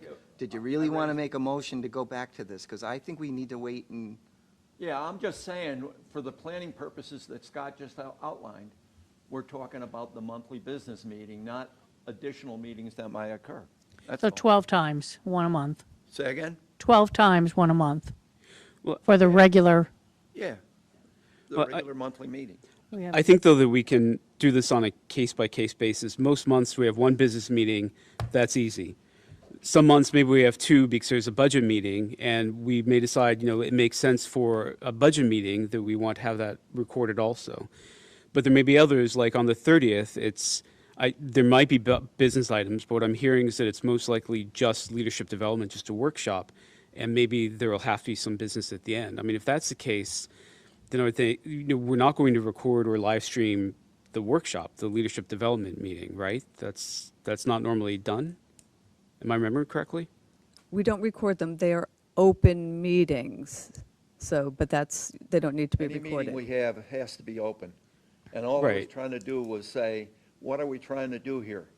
Okay? And I was saying the monthly meeting, which is on a calendar published. Okay? That's all. I understand, but I think that as of now, if it's just a leadership development meeting, I don't know. I wouldn't have expected that we would live stream that or even have people interested in coming. But for other meetings, again, I think that We had a meeting on the 28th of last month. I It's a board meeting. understand. Some months there are two business meetings, and I think that, even then, those meetings, well, I don't want to rehash what we just discussed, but I think that even then, if it's a second business meeting, I would still record it. But what we can do is, How about this? Let me suggest that we wait till next month. We'll have a better understanding of what that plan might be for coverage of recording. And it might be that even if there are 2 business meetings in a month, it's not going to be a burden because we'll have a pool of people to draw from. You can have one student do it one meeting, a different student do it the other time, and it's not problematic. If it comes down to we have to ask Scott to come twice in a month, then we can decide in that month, do we really want to do this to Scott? Or is there a compelling reason based on what the meeting is for us to ask him to do it? Duncan, are you okay with that? No, No, but that's okay. I didn't make a motion, I was just, having a discussion. no, I'm not okay with that, no. Okay, we set up meetings sometimes, okay, and I was looking, I'm going back to last month. When this came up again last month, the issue was it required us to bring somebody in to man the video, to man the recording, the cameras, okay? All right? And I don't see that as having been resolved. That's all, okay? And what I heard was, at next month's meeting, we would have a plan put forth. My question was, should that plan include the contingencies that we might have additional meetings, which normally are not scheduled? I said, we'll use the calendar as it exists right now. You said a regular scheduled monthly meeting. That's fine. Tammy used the 12 that are on the calendar, okay? Same thing. Same thing we were talking about, I was talking about, you were talking about, he was talking about. Jay wants to now have, perhaps if we have a second meeting, we could live stream that too. Okay? That's fine. Duncan, I don't, Excuse me. That's his opinion, and that's fine. If you want to do it the way he said it, that's fine. I had something different. Mine was the schedule as it now exists. The calendar schedule as it now exists. Okay, what I'm hearing is other people have different opinion. They're entitled to those. That's fine. Okay, for planning purposes, I wanted to have, what are we planning for? Scott said he could work it out by the fall. We have one more meeting before we have to worry about it, okay? School's back in session when we have the next meeting. After that, that would be fine. Jay thinks, as I understand what he said was, if we schedule another meeting, we're going to have somebody in. That differs than the way I looked at it, that's all. and Duncan, I don't think that's not what I meant. What I heard was 1 meeting per month will be recorded. You then said, What I heard was wait, a scheduled meeting would be recorded. Duncan, please let me finish now. What I heard was 1 meeting per month, but I also heard you say the schedule as it exists. Now I'm looking at the website, the schedule we adopted. The schedule we adopted as it is now has several months with 2 meetings. If what we're talking about is just following the published schedule and saying for those meetings, we're going to have recording, I'm fine with that. No. I'm not saying that every I said time. the scheduled business meeting. We have one scheduled business meeting a month. No, I'm looking at the calendar, and there are months where there are 2 meetings described as being business. Jay, I think the only one we have is June. I think that's the only month where we have 2, because we have the normal one on the Monday, but then we also have the year-end closing. Well, there's January 20th, I'm sorry, February 14th is business, February 28th is business, March 7th is business, March 14th is business, April 11th business, April 26th business. They're all, okay. And that's why I was differentiating them, okay? That's all. Okay. So what if we prioritize them? It's all going to come down to prioritize them by the business meeting, and then we can put together a schedule based on availability, possibly the media club and so forth. If there are any gaps, then let's address those individual gaps and we can make a decision. I think if you